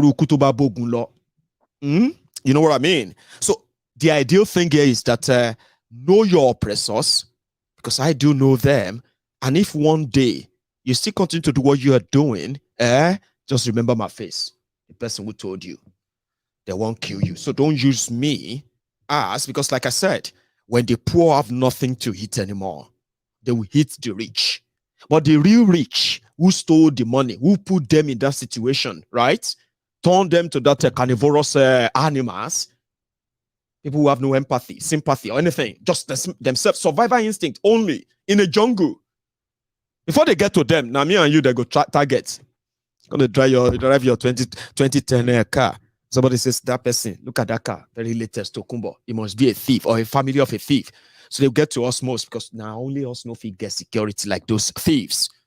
Remember my face. Like I said. So everywhere is going down and it seems that it's going to get bigger and bigger. And you are going to always be the pawn on their chess table. I want to go back to that Okrika where should I take you to Ekiti quickly? Where Kolu also dropped some few, you know what I mean, but it's in Yoruba. So I'll drop there and I'll also I'm going to then take you to Abia boy. But before then, I want to quickly take you through the reason why those who believe that Obi is just a Nollywood actor, is just wasting his time, is absolute nothing. These are Cosmos screen reaction to something that is a potential danger or threat to what usually be or what usually should be the traditional base of the likes of El Rufai. And Buhari seems not to be listening to them, to all these dangers. I'll show you that. You don't have to believe it. I want to hear Werey Wike once more before I go to Ekiti. Somebody did say something about, you know what I mean? But let's go to there. I mean, meanwhile, on YouTube right now, we are over 2,000, which is great. On Facebook, we are over 300, which is also nice, even though only 1% of you on Facebook are actually receiving notification that my ego is live, okay? Out of that 1% of you that is here, 99% of you are going to be unable to like, share, or even comment. I know that. They are the restriction put in place by the Facebook. On Facebook, join me on YouTube. It's quite easy. Yeah? I could defend anything there. And you will have no limitation as well, right? Let's go back quickly to Port Harcourt, where Werey Wike, the coward Wike, was mesmerizing his own Vuvuzelas, or do you call them Hallelujah boys? Back to Okrika. I've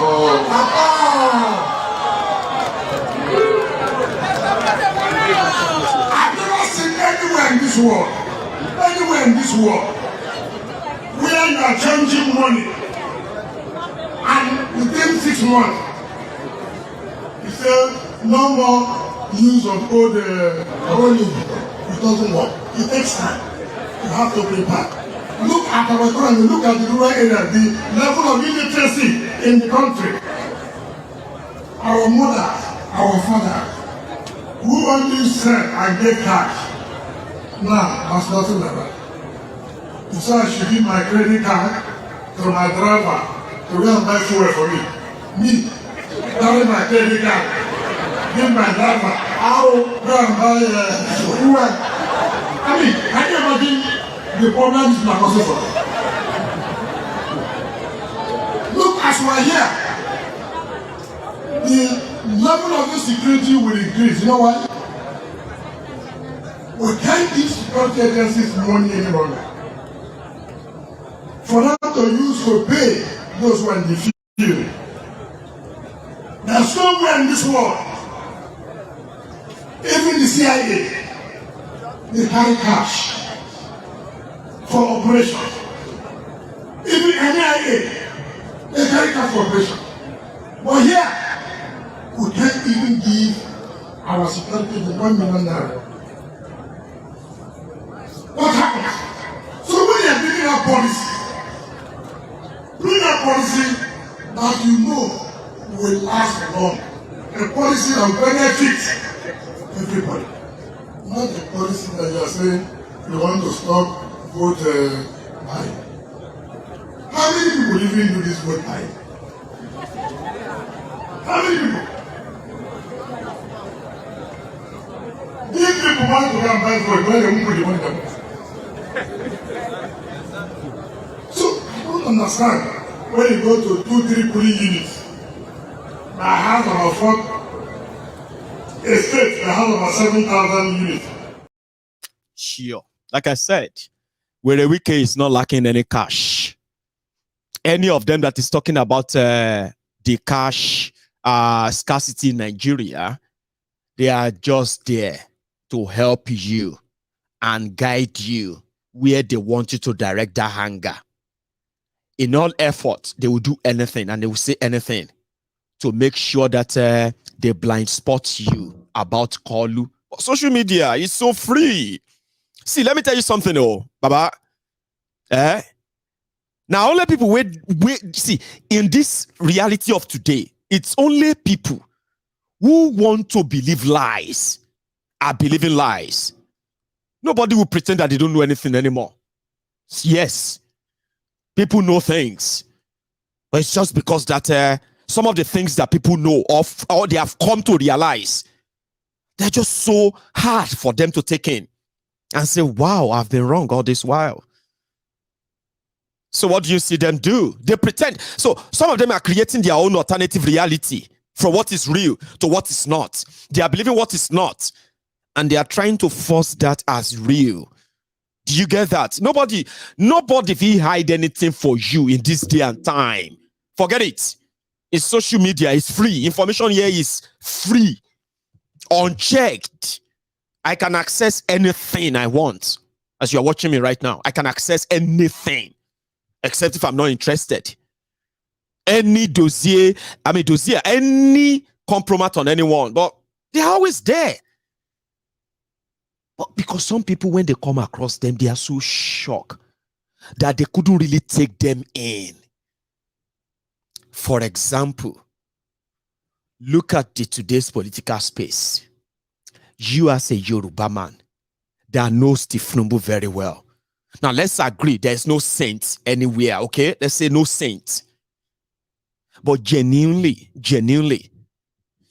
the way you see Tinubu, as sick and confused as he is, if you are not creating your own alternative reality, if you tell yourself the truth, you're actually going to feel so heartbroken and say, okay, if I don't follow Tinubu now, who am I going to follow?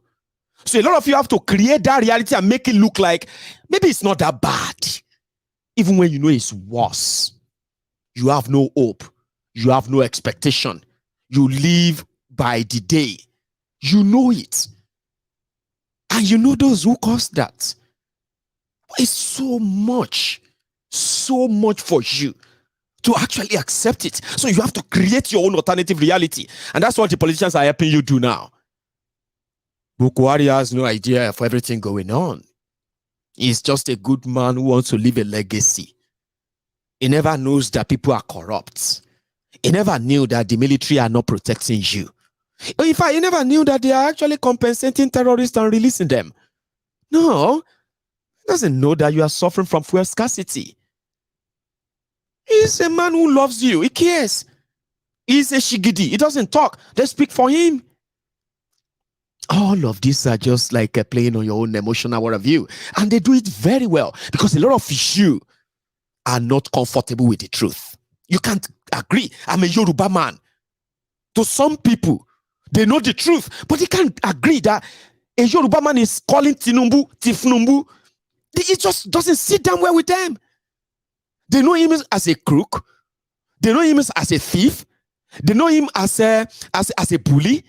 They know him as what? As a manipulator. They know him as somebody who doesn't mean well for anyone but himself. But should they accept that? No. Because he's not the only bad person. In fact, he's a Yoruba man. How many Igbos have you seen condemning their own rogues? How many Igbos have you yourself confidently, without being spoon-fed, came out publicly to help educate the people of their atrocities? And you're not picking sides. You know, I'm just saying, like, they have to give different excuses for why, even though it's bad. It's not good for us. But it's Nigeria, my brother. It's a Yoruba man. Is that the best Yoruba have? Of course not. But, you know, I'm a Yoruba man. I'm an Igbo man. Is that the best the Igbos have? Of course not, but I'm an Igbo man, so I can't say that. Sure, you get what I mean now. So you choose your poison, and sometimes you choose them because you want to create your own alternative reality, because the real reality is unacceptable for you. After all you know, after all you have been told, the lies you've been fed, today you are realizing that you've been lied to for so long. Many of you were groomed to hate other people simply because of their tribe and their religion. All of these are deliberate. Social media is exposing that. A lot of you are finding it difficult to accept. How can you accept that the Igbos have never contributed to whatever the Yorubas are facing today in Nigeria? I mean, how are you going to feel comfortable by accepting the truth that the Yorubas are not contributory, are not part and parcel of whatever the Igbos are facing in Nigeria today? How is it going to be like to accept that truth after the truth you knew? And now today you realize that, okay, fine. Even if you are not alive then, you are alive now. You know the truth. Should you accept that the Yorubas are not the reasons why the Biafrans are not living in Nigeria in 2023? Is that all right for you to accept? Is that all right for you to accept that the Fulanis, the Hausas, are not the reasons why the Biafra is not coming right now? Is that not going to be so hard to accept? So people create their alternative realities and they begin to live in their realities. But with social media, it is by choice. I mean, not what somebody tells you. It is what you find out yourself. It's always out there. It's everywhere. But Nigeria system trained you, groomed you to blame other people for whatever you are facing. But the people from your side. I'm a Yoruba man. And I've not seen millions, but I've seen thousands of Yorubas who strongly believe that the Igbos are the reasons why Tinubu is probably having problem becoming president. Can you believe that? And there's nothing you say to them. There are Igbos who strongly believe that Yorubas are betrayers. And they hate the Igbos because they just hate the Igbos. Now, all this mentality are what Nigeria groomed you. But social media today is helping a lot of people to actually be able to sieve the truth from lies, the real from unreal, and you can believe whatever you want to believe. I heard that is, what do you mean by you heard? What have you done in your own capacity to find out what is actually real? Like I said, it's always by choice.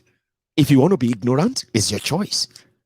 If you want to be intelligent enough to know what's going on and never to be deceived by either religion, ethnic, tribe, and every other thing they've been, God, for years, they have been using on us. You call it divide and rule, but you are product of divide and rules. A lot of you are always cherry picking what you think is right, even when what you think is right is your own reality, your own making. I'm sorry if I'm not making any sense to you. I understand there's so much to be confused about, is there not? A lot. But the truth are always there. If you are not confusing, or if you are not rejecting that truth, because they are going to be against your long-held belief. I am saying this to you. A lot of what you believe as a typical Nigerian, they are the things you were told during the grooming process, whether you are groomed by your own tribe, groomed from another tribe, whatever you believe in about Nigeria, is all made up for you to be and think like you are thinking right now. So Mayogun's diary political is just telling you that, see, nobody can mislead anybody except those who want to be misled. And a lot of people actually make themselves available for others to get into your head, tell you things that you are so lazy to find out. In the temple of truth, I always do my best to show what is real, and I leave you with the rest. I mean, it's like a tip. What you have right now is APC versus APC. And that is exactly the cause of what is still to come. Other conspiracies, other propagandas, other things that you're going to experience. Do you know why you're going to feel more emotional about? Why you're going to feel more attached to some of the things that are going to be happening soon? Because you have this sort of social conditioning by the system, social grooming, systemic grooming, right? That is already going to be playing on your mind as the propagandas are going to be being dropped and dropped and dropped. But like I said, if you ever believe any of them or follow any of them, you are just playing the cards dealt to you by the same criminals, like they said, who rather want Nigeria to be burnt down than lose power. And in this case, these guys have no religion. They have no tribe. They have no party. They have no allegiance to Nigeria. It's all fluke. They don't. That's my belief. I mean, you don't treat something you love like that, like Nigeria. As it is right now, as Werey Wike is playing the hide and seek, preparing your mind for a revolution that is likely going to be like a riot. They have already started stoning Buhari. They're going to do more. And if they feel like stoning Buhari in the northern Nigeria is not going to trigger riots, then they will probably just have to stone Buhari in southern Nigeria so they can trigger a real riot that will then force the hand of Buhari down to the table and give them what they want. You have no idea what a long game is called. I'll take a momentary break by taking you straight to Ekiti, where the normal ritual, making it look like Koolu is campaigning. He's not campaigning. He's just trying to make it look like he is, while they continue with the underground work of not losing the election, as as old Rockaba are plotting. That's called iniquity.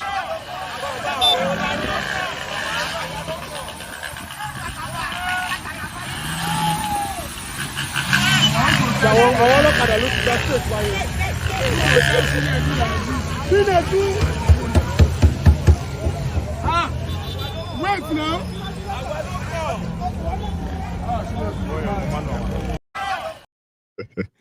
Sumo person.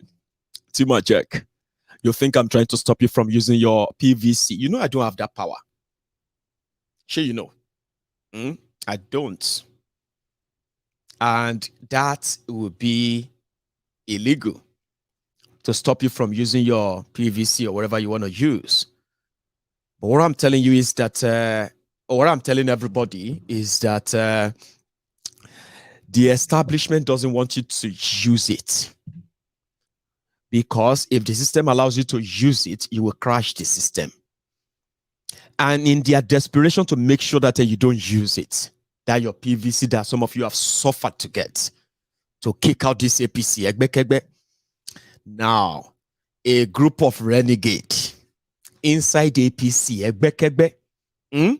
they are about to make your life hell so that even if you have to use that PVC, you will not use it for APC. Something that is called internal sabotage. You know what I am doing? I am just telling you that even if it depends on who you want to use your PVC for, what not.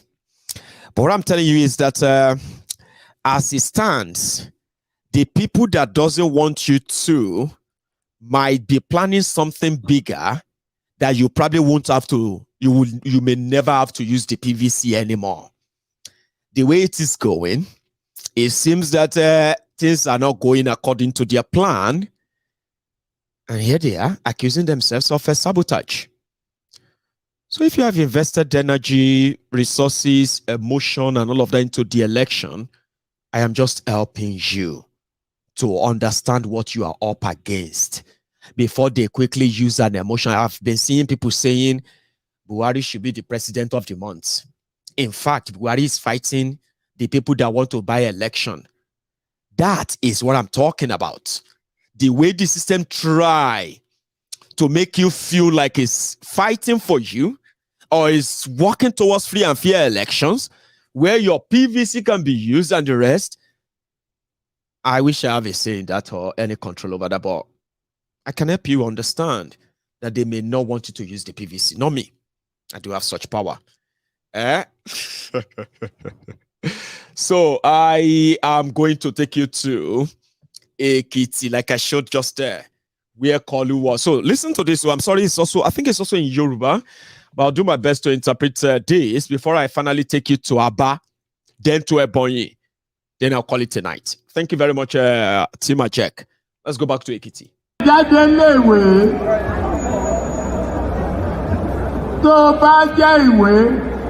Ègìdì àká ẹ mọ. Bẹ́ẹ̀ni, má sọ fún yàn sà. Ègìdì ń ka pàṣà.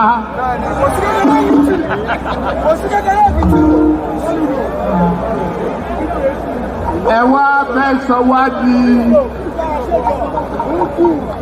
ọmọ ọ̀dọ̀ ìrọ̀lẹ́ pa. Àwọn ọmọ ọ̀dọ̀. Bẹ́ẹ̀ni, Jagaba! Àkànbí olódò ọ̀la ìyá o. Bọ́ọ̀lá ọ̀gbọ̀n ìyá o. Jagaba! Síwájú àkànbí olódò ọ̀la ìyá o. Bọ́ọ̀lá ọ̀gbọ̀n ìyá o. Jagaba! Ọdún ẹ̀ ní ìdíkà wẹ̀yìn. Àwa lẹ́yìn ẹ̀. Eléyìí mò ń wò wájú yìí. Ó tó gùn jà, ó torí bẹ́ẹ̀. Aṣíwájú ọ̀gbìn olóró ọ̀lẹ́ òkájú ẹ̀. Ọ̀sẹ̀ bàbá ẹ̀mí àgùn, ó yóò ní sí ẹ̀. Ẹ díẹ̀ jẹ́ ká kọ́ béèrè náà. Ṣálẹ̀ máa dìbò fún ní ẹjọ́ yẹn. Ẹnáwó sẹ́gbẹ̀ ẹnáwó ló kọ́.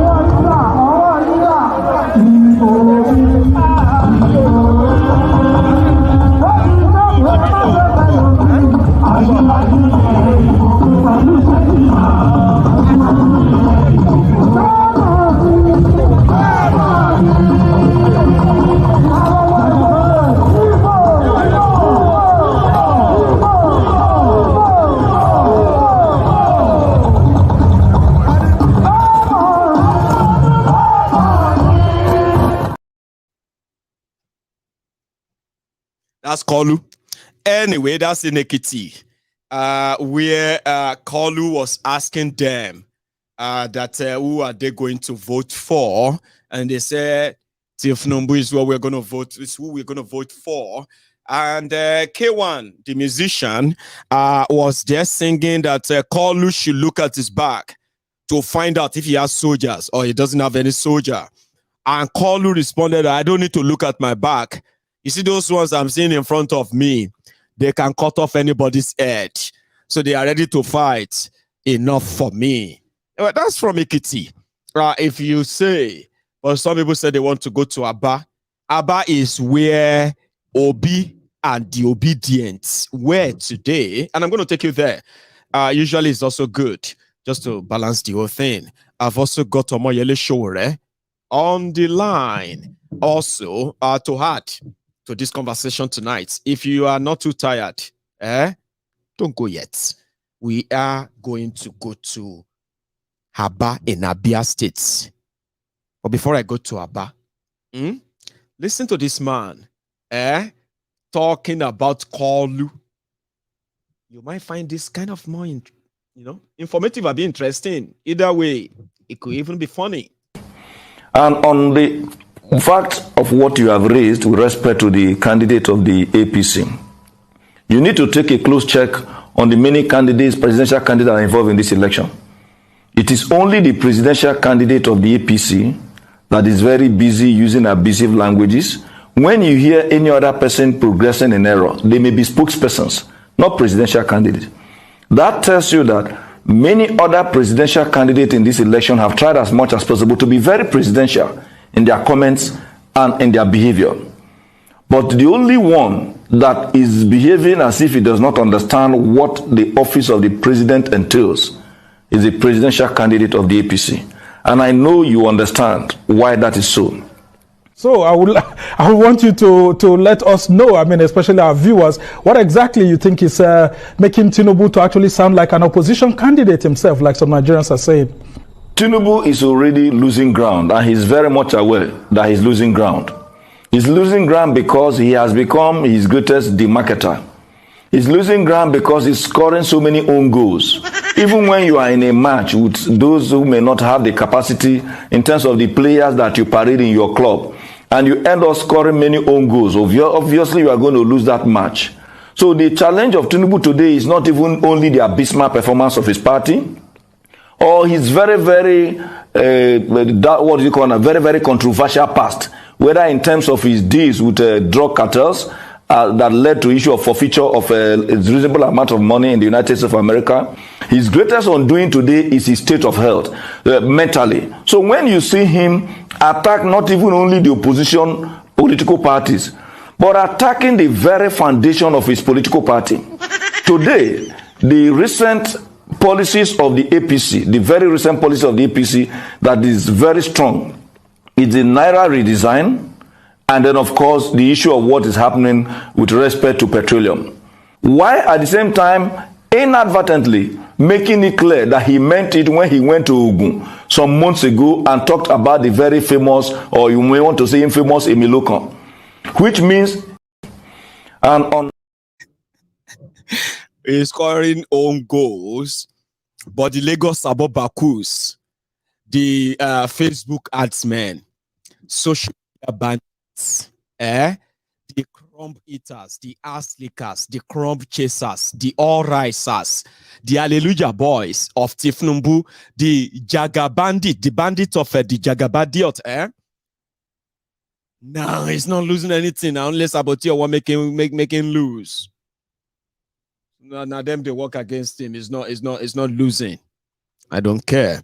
However, if you are still watching us on the YouTube, where we are now over 2,200, which is great tonight, could you just now like the broadcast? You've been here all night, over 120 minutes. That's over 2 hours.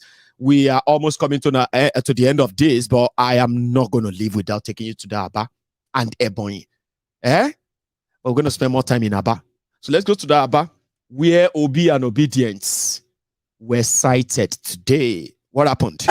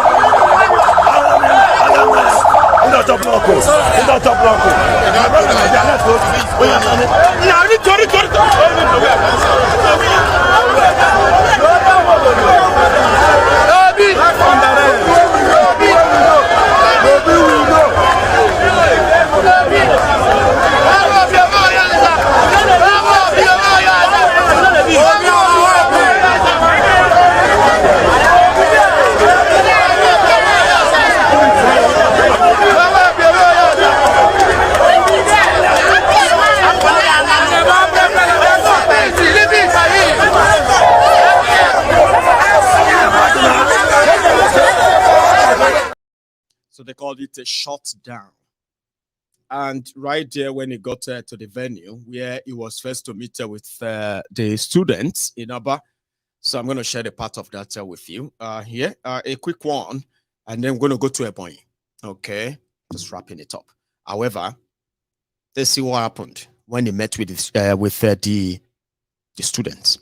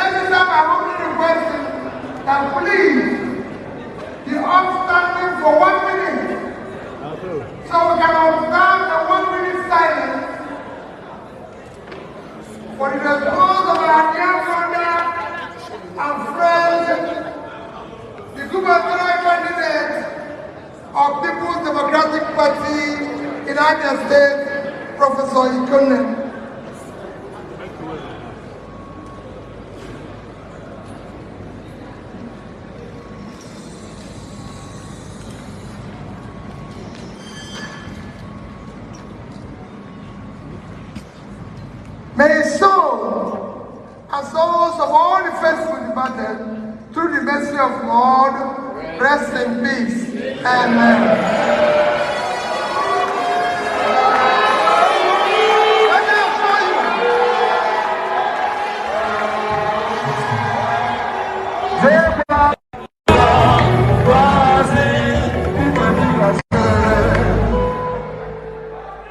Let me assure you, my dear none of them have introduced everybody. I don't think it. It's a long speech. We've not got much time left, but I am going to still have to take it to a point. So he met with the students, he met with the women, then his wife met with the women, and they went to the campaign ground and, had all their chat, consumption to production, and the whole vibe was fantastic. If you have to put that as a record, the reasons why they now said that Obi will get 25% of your vote in 16 states. That's from Rufai. Let me take you to Ebonyi. A quick one. He landed in Ebonyi. I think in this chopper is usual shot. That's so.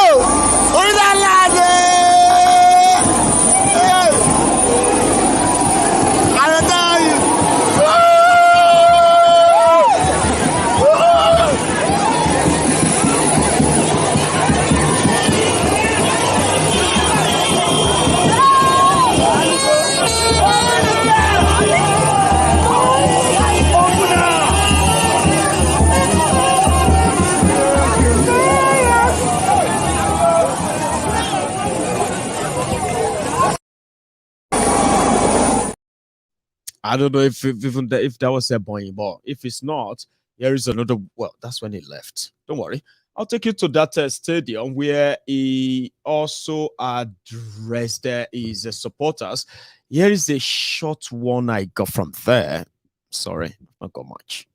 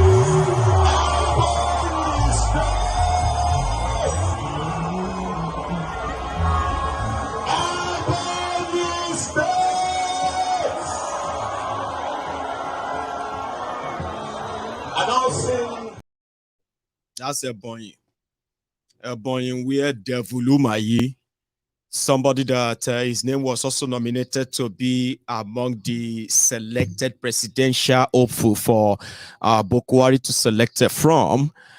So, well, I think at this point, I want to listen to Showore, who attended a recently organized sort of presidential gathering for, or should I say public debate for the presidential candidates and all that. And he didn't show up, but Showore was there. And it was asked some economic questions. And the vintage Showore had this to say from my report. I'm still going to take you back to Aba, where Obi addressed is the students. And what did he tell them? As usual, let it be on record. So, show. It's the turn of Mr. Showore, African Action Congress presidential candidate.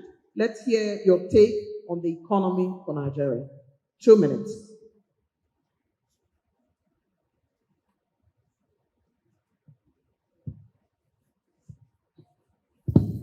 Thank you very much. At this point, don't worry, I can use two. At this point, I want to make a sober reflection growing up and watching NTA. I used to watch you on NTA as a newscaster. A few days ago, I passed the NTA. The NTA is a shadow of itself. I know when you are talking about candidates that are using big words, you are directing your attention to me. But if you are born in this country and they watched you in the 80s or 90s, and you are not angry that the NTA that you used to entertain us with has become a shadow of itself, then there's something wrong with me. The problem with the Nigerian economy is simple. the Nigerian economy needs to change its philosophy. The economy of Nigeria, since military took over, had a different makeup dictated by the World Bank and the IMF. It is called Structural Adjustment Program. They have imposed it on us to the extent that Nigeria practices capitalism for the poor, go and work hard, socialism for the rich. Sit back, get waivers, sit back, we'll sell companies that will spend billions to make to you for peanuts, and we'll still give you grants. Nobody here is talking about the monetary policy of the country. Nobody here wants to hear that for the first time in the history of this country, the central bank governor of Nigeria was declared a terrorist. If it happened in America, the stock market will collapse. I'm telling you. But all of you are pretending that your central bank governor and those who are managing your monetary policies are doing your bidding. They are not. They are just glorified through the change organizations. And until the Nigerian economy serves the Nigerian people in such a way that the Norwegian economy serves the Norwegian people, what they call Nordic socialism, you are not going to get anywhere. In Denmark, students are paid to go to school. In Nigeria, you close down your schools for 9 months and you are expecting progress. The doctors that the structural adjustment programs asked you not to train in the 90s when I was at the University of Lagos, when we did at the Sapphire, some of you participated in it, that they said, don't invest in education. They are taking 8,000 of the doctors to go and protect the health and economy of America, Canada, and the United States. And nobody wants to talk about it. Nobody wants to talk about the millionaires and billionaires who are making billions that made us have the highest number of private jets in the country, whereas the structural adjustment program told you to sell the Nigerian Airways that had 27 aircraft. If we had kept the Nigerian Airways like the Saudis kept their own, by now we'll probably have more aircraft than Ethiopia. But if you want to travel to America today, you have to go to Ethiopia first before they start heading you to America, because you ruined your country with people who have no knowledge. But one last thing I will say is that a knowledge-based economy is what we need. And I want to say it publicly. I'm not apologetic about it. You can take me to prison anytime. I'll be happy to go back. That the leaders of Nigeria are economic terrorists. That's the truth. They are terrorizing our economy. They are terrorizing our treasury. They are terrorizing workers by paying them slave wages. They are terrorizing young people by ensuring they don't have jobs. They are terrorizing those who they claim are disabled, but they are the ones who win Olympic gold. When we go to the Olympics, the so-called able people have never brought us gold. But the disabled, as they call them, are the ones. They're terrorizing every weak person in the country. And like I keep saying, one day very soon, the table will turn. The tables will turn. Thank you. Thanks very much, Mr. Showore. And as show the vintage Showore, he said more. That's not the only thing he said there at that gathering: economy, security, employment, and all that stuff. I kind of love listening to him. Do you? When you see obedience who doesn't want to really attack Showore, they will say Showore is good for EFC chairman under Peter Obi. You get what I mean? I love listening to him. Here is another one. It's the turn of Mr. Showore, African. You close down your schools for 9 months and you are expecting progress. The doctors that the structural adjustment programs asked you not to train in the 90s when I was at the University of Lagos, when we did at the Sapphire, some of you participated in it. I'll save the time. It seems that, that curtain is like it's going to speak almost what he said earlier. Then it's going to have to continue with the rest, so to say. But yeah, that seemed speaking just directly to your heart, something that doesn't seem to be sticking in the mind of some of you, apart from the revolutionaries, as you would say. But it's always like that, straight to it, honest, sincere. But it's always the easy target for those who are actually like the victims of their own oppressors. And Showore was the one who told us, he said, listen, right, if you are fighting for the people, you can't use two hands. You can use both hands to fight the oppressors. You only need one.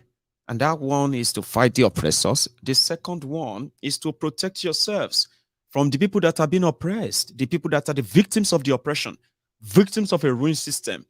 You will need to have other hand protecting yourself from them because they will be fighting you. Is that not what they do to Showore right now? All the time. Blame him for everything. But do not blame Tinubu and gang. I mean, I'm just saying, or do not torture Tifko and Co, who actually sponsored and spent. And when you say, what is Showore's offense again? He exposed the weakness and the corruption of Goodluck Egwere Jolantan and APC. Egbekegbe leveraged on that, and they kicked Jonathan out. After that, Nigeria is in hell. He said something about economic terrorists. I call them jihadists. I told you. The way these criminals have attacked your economy is from all fronts. There is no holy ground or sacred ground at all. They trampled everywhere, destroyed you economically. They destroyed the Naira, the lifeline, destroyed the source for that forex that backs up your Naira, destroyed your agriculture with terrorism, and look at it today. It's all in shambles. What do you call them? Economic jihadists. He called them economic terrorists. I don't know what to be called them. However, he did speak to the students, the young people in Abia today. Abba today. I want to play the conversation, if you don't mind. Let's listen. Can even be arrested and tagged anything. So the pain is too much. That is what we want to reverse. We want to secure Nigeria. Securing Nigeria is difficult, but I assure you, it is doable.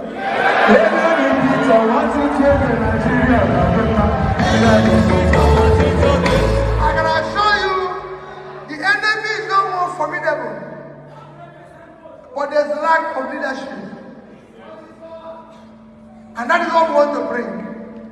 We want to structure the entire security architecture and get Nigeria secure.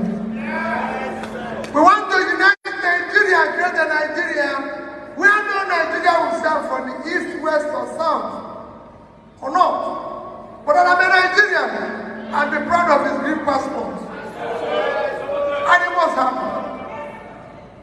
We want to create a Nigeria where today we have 35% unemployment, the highest of any nation like ours, and we have almost 60% youth unemployment. Our youth don't know where the next meal will come from. We want to create a Nigerian where we are going to remove Nigeria from consumption to production. From consumption to production. By doing that, we will be able to create jobs. We will be able to employ people. I'm just coming from Aba, where I told them, and I said everywhere I go in Abia, total Nigerian exports in 2021 is 18.9 trillion naira, and 650 naira per dollar is then at 30 billion. A country like Bangladesh exported 36 billion in clothing. So they did more clothing than the entire Nigerian export. Good oil. We had oil export 15 to 18 billion dollars. Vietnam exported footwear, which is shoes, of almost $18 billion.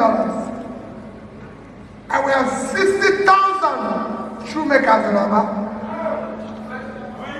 They can do that. And they have access to the sea. They have access to the sea. If all you need is 30 minutes from Aba, you are in Port Harcourt. And I've said 2 years, Aba and Port Harcourt will be one time.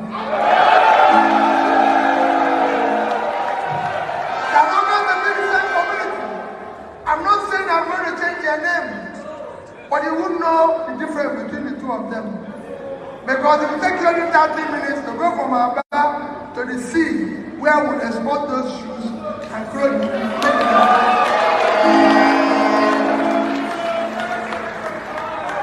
All you hear about the SMEs and everything in TV, we want you to stop. All programs are reality now. We will use that. So it's what we are going to do in every part of Nigeria. Every part of Nigeria will become productive. Every part of Nigeria. The biggest physical assets of Nigeria today is the uncultivated land in the north. We are a country of 200 million people living on 923,000 square kilometers of land. Yet we can't feed ourselves. We are not doing enough agricultural exports. A country like Netherlands is only 33,000 square kilometers. So if we are to dash them land, we'll give them 33. From our 923, we have 890,000 left. Their population is 17.4 million. So if we are to give them people, we're almost 220 million, we have 200 million people left. The agricultural export in 2021 is 103 euros, $120 billion. So they did 4 times.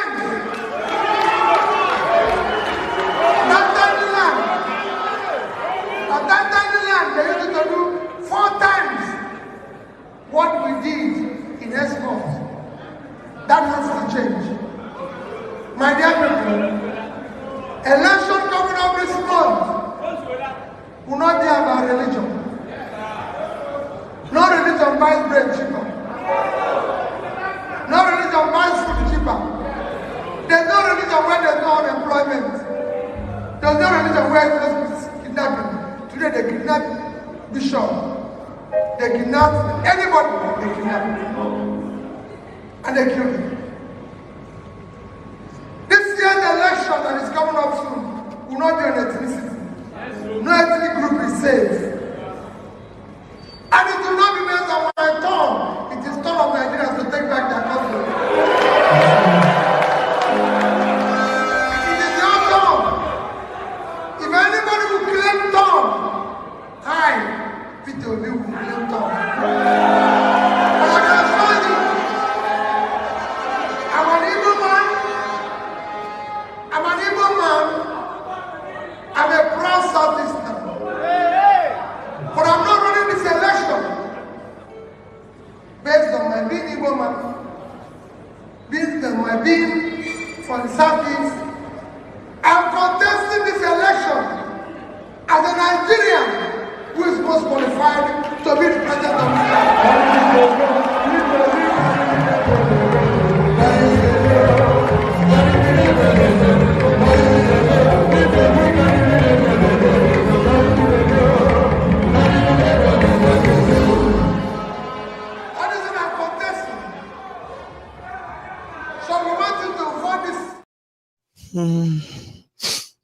That's Obi selling himself. You can question him, you can judge him, you can say things, but when you listen to OFKoolu, you just have to laugh or feel sorry or pity him. Somebody said they feel sorry for Obi because it's like he has reached the point of no return. There is no longer any, there's no going back anymore. He will have to see this through. He is the one leading the young people revolution in Nigeria. You can't take it away from him. You probably will wish it's the other way around, but it's not. This is what it is. Let me take you back to that Ebonyi, right? From that same Ebonyi, if you look at them from the top, that's where Devulumayi resides. And these are the guys who say they don't give anybody a shishi. They don't give you shishi. But this is Ebonyi.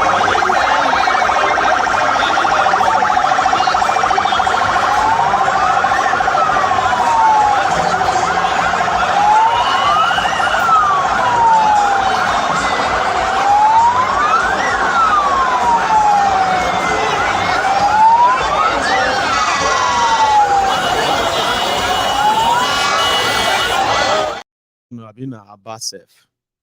Show matter, it really matter because I've been switching from Aba to Abakaliki. Aba to Abakaliki. Doesn't really matter, but I'm very sure of this one. This one is when he finished speaking right there in that same Abakaliki and he was leaving.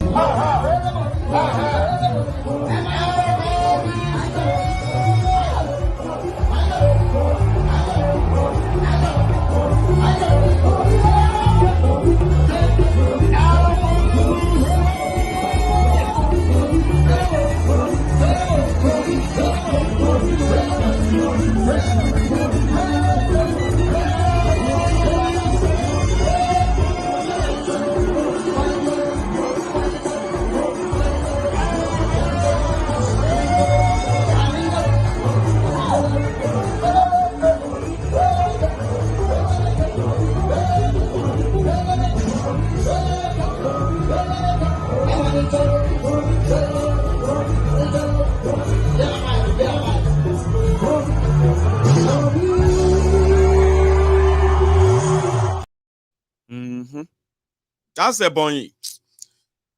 Anyway, talking about the APC versus APC, the thing is escalating. And if nothing is done in time, do you remember the 1963 wet year that led to the first military coup in Nigeria that then changed the course of Nigeria history? In fact, the course of Nigeria direction, the course of the Nigeria ship.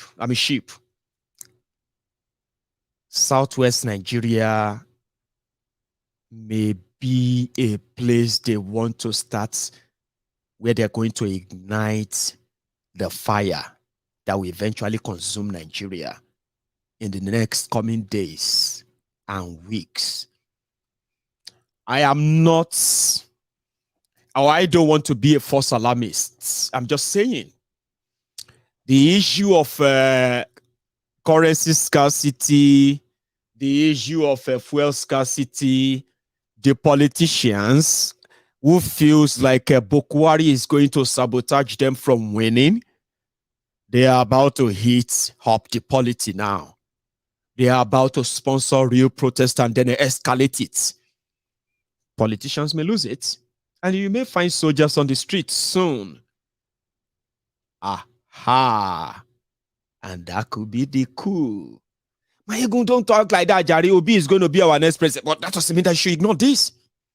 They are already cooking. Yes, they are already cooking. Do you want to see what Ibadan looks like this afternoon? Okay, I'll show you another one. Look at this. It is already happening.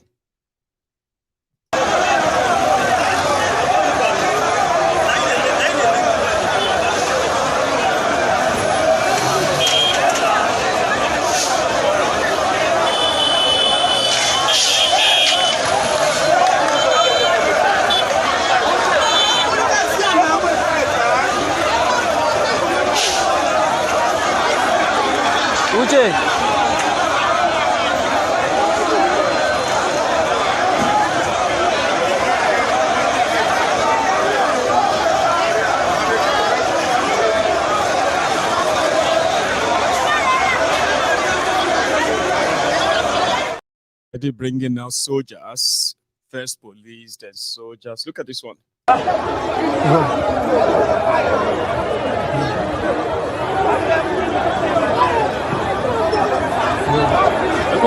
Yeah,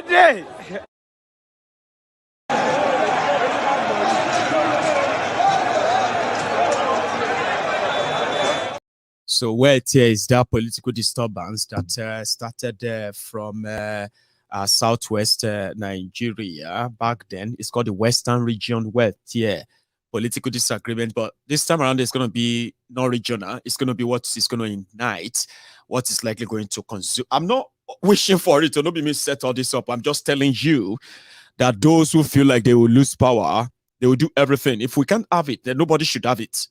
Do you understand that? There's already a rumor that the Tinubu APC, they've already told the OPC, yes, OPC and some of their thugs in Lagos and Yoruba land, to start harming themselves, stockpiling weapons. I'm not making this up, and I hope that I am not going to come back here to say, you see, I told you. You probably felt like I was making it up, Abi. I'm not making it up. They have told the thugs to start stockpiling arms. If Ashiwaju lose election, right? If Ashiwaju should not come here and win, the Igbo people are going to be blamed for it. I'm not trying to scare you. The real Igbos who are living in Lagos are already aware of this. The Yorubas in Lagos, Yorubas in Yorubaland are already aware of this. But the difference is that the Igbos are not packing their bags and packing their clothes and say they are returning back to the East. Ozo Abiola or Ozo Tinubu. No. They're actually telling them that, listen, you guys want to rule Nigeria and the rest of that, but you're never going to use us as a scapegoat anymore.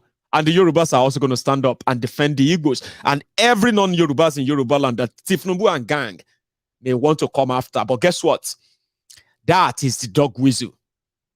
Even the Northerners will not be spared in Yorubaland if Tinubu does not win. And no wonder that from what we have heard, Operation Stillwater is now going on in Lagos. You've heard about Crocodile Tears, Crocodile Jump, Operation Python Dance, Crocodile Break Dance, and the rest of them. These are murderous teams put together by Buhari several times, targeted at people considered as enemies or potential enemies, especially the Igbos. When the Python dance is probably just swallowing and crushing a human being, its victim. Now, what they have in Lagos is called the Operation Stillwater. Have you heard about it? It's a joint operation between the military and the police. The first day they came out, they arrested over 133 touts and thugs in Lagos, Oshodi.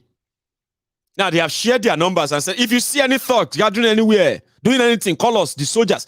The soldiers are already been invited into your election. Maybe you have no idea yet. I'm not trying to be the doom's, what do you call it, the prophet of doom. No.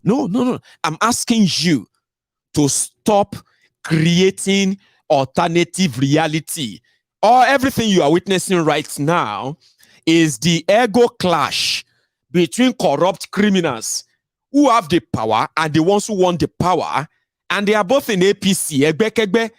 When you point your fingers at Igbos as a Yoruba man or as an Igbo man, you point your fingers at a Yoruba man, you are just helping them, okay, to perfect the narrative that is going to become the program that these guys are setting up. Nigeria is going to explode. And it's not because you are a sinner. It's because of the greed and selfishness of these criminals.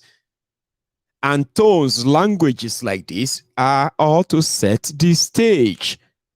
Joe Igbokwe. You remember him? He is the special advisor to the governor of Lagos State, Sanwo-Iku Ade Pointer or Governor Ade Gator. Now, this guy that you're about to listen to again is the special advisor to Ade Pointer of Lagos on drainages, gutters, and every public cleaning job in Lagos State. That is the person in charge advising Babajide Sanwo-Iku. Now, he is setting the tone in that same Lagos State that you won't believe it, right? There's already an impression to make sure that any Igbo man that registered in Lagos, they must do everything to stop them from getting that PVC you are talking about. And if they do get the PVC, they will never be allowed to vote. But the likes of this Joe Igbokwe, for the first time, after 7 years of pretentious lies in defending Buhari and gang, is pretending to be feeling the brunt, making a video of the country, the situation that they are now denying as the policy of their government, the Nigeria they destroyed. They are setting the stage. You are going to be the pawn if you listen to these guys. Yeah, they let them destroy themselves, you will say, right? See Joe Igbokwe. UVA, Kaduna Drive. They say they have not received any money and they are not giving out. I thought they were lying until I came here to notice that nothing is going on, no transaction. What is going on? This is complete sabotage. Few days to the presidential elections and we're witnessing this. Who is doing this? Who is doing this? Was it no plan? If you know that you are going to collect almost how many? 1 trillion.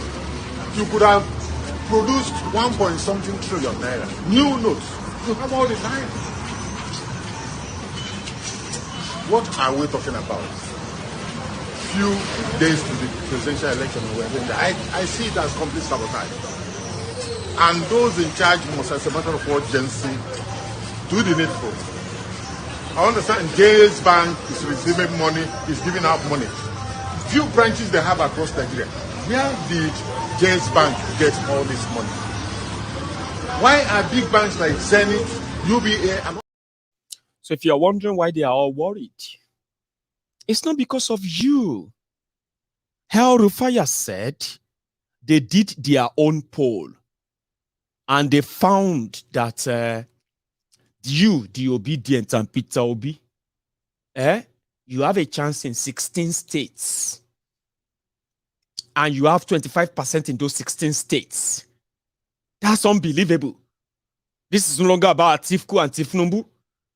So every day, they believe that if Buhari is justifying why none of you should even like put up anything that has to do with APC. How can they turn this around? How can they lie around this?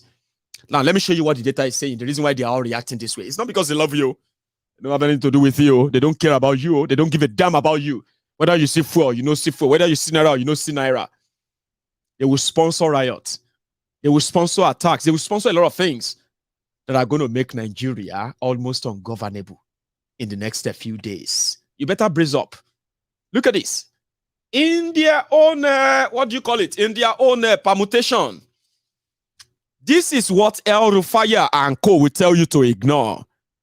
I am only showing you this so that you can know the source of their frustration and they don't think this is actually right for Buhari to shut them out. You know, Obi cannot win. That's the popular saying. A lot of you are watching me right now.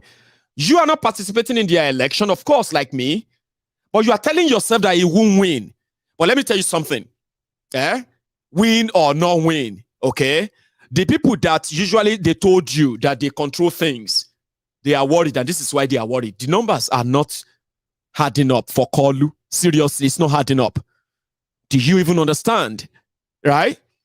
They were polling people who have collected their PVC. These are not like guests.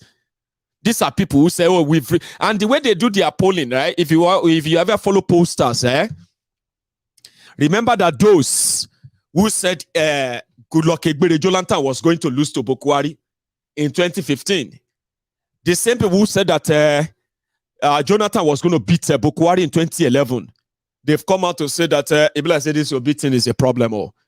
And as it is right now, this is their number. I didn't write this, so read the screen. Okay. So, even if they told you that 16 states or not 16 states, Abi, right? Now, the numbers showed that if they do your election tomorrow, for example, right now, with those who have their PVC, as they say, only 18.5% are going to actually follow Atiku in PDP. Tifnumbu will come second. Do you understand? That's the ruling party, and they believe that the reason why this is happening is because Buhari is making you hate them. That's why they are reacting to all this video. You are seeing Rufai and the rest. Twitter, Facebook, everywhere, you see them reacting. They will tell you, obedient and Obi is just on social media is nothing. But it's not true. I am showing you this because very soon, a lot of us are going to realize that this is not just about their election. This is actually like a widespread idea, something, a message that, look at, well, this is the electoral map, by the way, okay? Like I told you, they have 6 political regions in Nigeria. They have the southeast, northeast, south-south, north-central, southwest, and northwest. Right. The traditional, conventional thieving group of PDP and APC, the obedient are giving them a run for their money in their different bases. And they believe that if nothing is done between now and that's your election, forget it. You might actually have to live through one of the shockest period of life.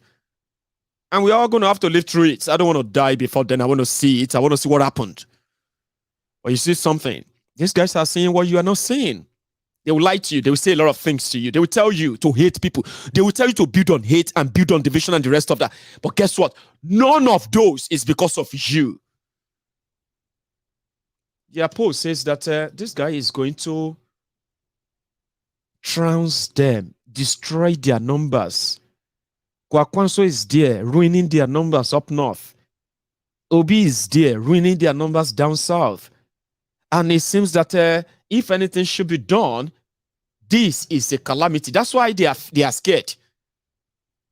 Kolu will get 27% of the whole thing. And even at this is what El Rufai meant when he said, we have a lot of work to do. Do you understand? Because the real threat is not the Nollywood actor, Obi. I'm sorry, it's not Atifku, the Dubai-based Abraham Lincoln. Somebody said that the Adamawa Abraham Lincoln, Abina Adamawa Raila Odinga. The numbers are not adding up. They are now accusing Obi of using religion, going to the core north. El Rufai said, in his own statement, he said, Peter Obi is driving on religion. This is somebody who is part of those who are driving Muslim ticket in Nigeria, which actually drove a lot of. And he said Obi is meeting with Christians in northern Nigeria, who are actually like, how many are they? That's the people who have religion tolerance, Abi. I am just trying to show you what I've seen. Okay? You and I know that I have no influence in what is going to happen. But I actually have influence in how you understand how things happen. If there's no gain in all of this, just maybe the sanity that comes with your own mental health. When you do understand the game better, smart enough never to invest any emotion at all in the Nigeria project. I just thought I should share that with you tonight. I'm going to see you some other time. I hope that before you leave, remember this. Once upon a time, are you with me? When it comes to the price of petrol in Nigeria, when it comes to queuing for petrol in Nigeria, this where, according to this, you know this guy, his name is Tolu Okulesi, the criminal that put on the first cap for the Nigeria Air that never flies. Well, he became a personal assistant on Twitter matter to Buhari. Now, petroleum queue are no longer an issue. 2012, ladies and gentlemen, here is another clown who somehow has gone off the radar. Ogundasi. Also about the price of petrol in Nigeria, the queue, and the threats that they were able to direct at the person that they believe should do something. Also, you remember this guy. His name is Bashiru, now recharge card seller, Amerua for Kano, until he managed to become an Hausa influencer on social media. His reward after all of this is to, it was to become the special advisor to Buhari on Twitter matter, Facebook matter, Instagram matter, and your bedroom matter if they believe that you are doing something that is against the Buhari right there in your bedroom. He became a mentor to other idiots on social media. But guess what? This guy actually threatened Jonathan with civil war. I didn't have the screenshot of that. All of them today have become philosophers. Now telling you to love Nigeria and not blame Buhari. If your mumu never do, I don't think there is going to be any cure for your mumu. But at least you will know you are a mumu. Don't pretend that you didn't know anymore. With all you know, go to bed tonight. Think about what I have said. And whatever you do with anything I've shared with you is yours To me, tomorrow is another day. As Nigeria is, if people really want to invest in something that could really be very profitable on Netflix, put Nigeria on Netflix. You will never run out of decisions. Trust me. I will see you some other time. But don't leave without liking this broadcast, without sharing it. Hello. Without subscribing, except if you are not comfortable with all I have shared. Either way, I'll see you again tomorrow. And good night. From here, Odaro.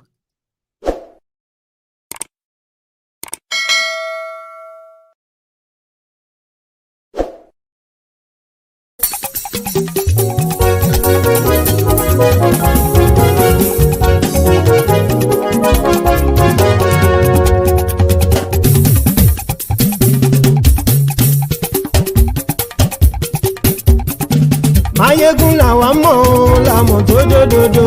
Mayegun dayari Mayegun number one.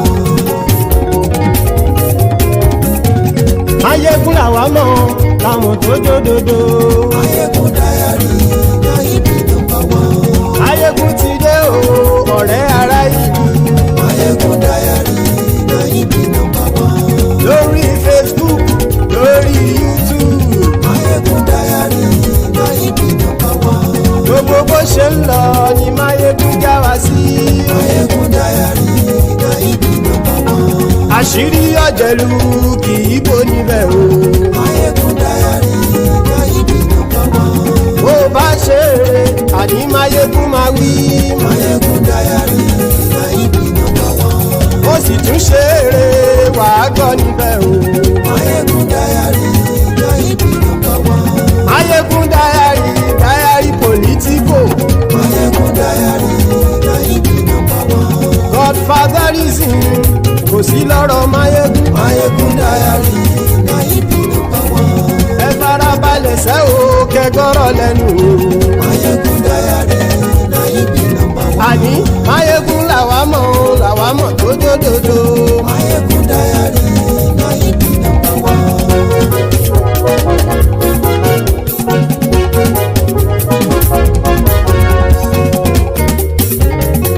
Àní ẹ̀sùn ràkì.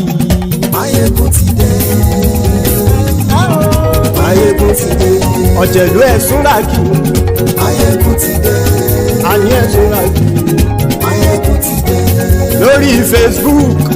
Mayegun ti dé. Àní ẹ̀sùn ràkì. Mayegun ti dé. Lórí YouTube.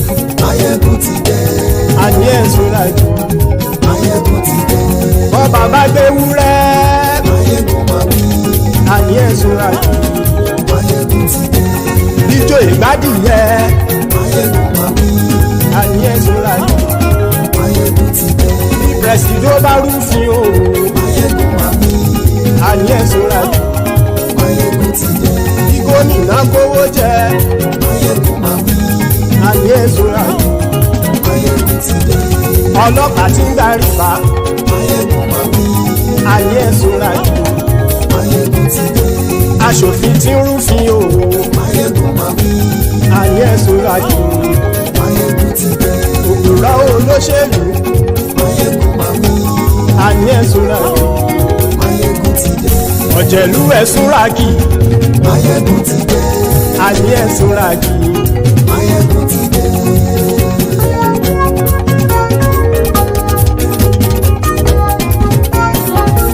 Mayegun ti dé. Gbogbo ọ̀jẹ̀lú ẹ̀sùn ràkì. Mayegun ti dé. Gbogbo ọ̀jẹ̀lú ẹ̀sùn ràkì. Ṣùgbọ́n ní bá ti ṣe èyí tó yẹ kí wọ́n ṣe, ọmọ bá dèrò ní fi wọ́n níran o. Mayegun ti dé. Gbogbo ọ̀jẹ̀lú ẹ̀sùn ràkì. Mayegun ti dé.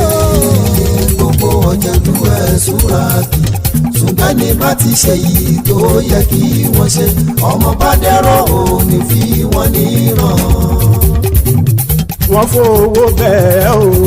Mayegun ó sọ pé wọ́n ò fẹ́ bẹ̀. wọ́n fowó bẹ́ẹ̀ Máyégún ó sọ pé wọ́n ò bẹ́ẹ̀ oníkan ṣáàtì ṣe èyí tó yẹ kí wọ́n ṣe fáwọn ará ìlú tó gbé wọn débẹ̀ o àyè. Máyégún ti dé gbogbo ọ̀jẹ̀lú ẹ̀ súnra kì Máyégún ti dé gbogbo ọ̀jẹ̀lú ẹ̀ súnra kì ṣùgbọ́n ní bá ti ṣe yìí tó yẹ kí wọ́n ṣe ọmọ bá dẹ́rọ̀ ò ní fi wọ́n níran. Kì máa yí ṣe eré ọ̀rọ̀ yìí kì í ṣe ẹ̀fẹ̀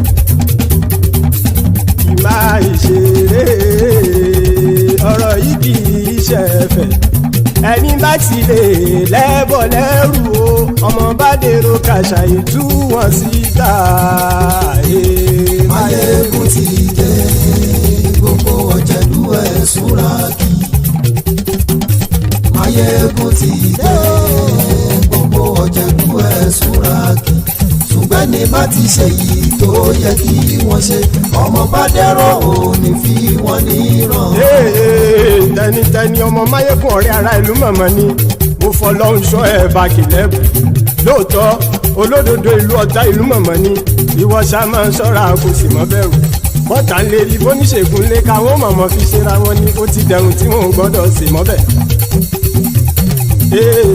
èèpo ọ̀bọ lọmọ bá dérò tàjẹ́ ò gbọ́dọ̀ jẹ́ ó ti dọba lórí àbínú ẹni kò sì mọ́ bùyà àìsíwọ́lu ní ẹnìkẹ́ ìgbódì ẹyin lábàrá o ó kó ẹni tó bá dán wò á kàmù.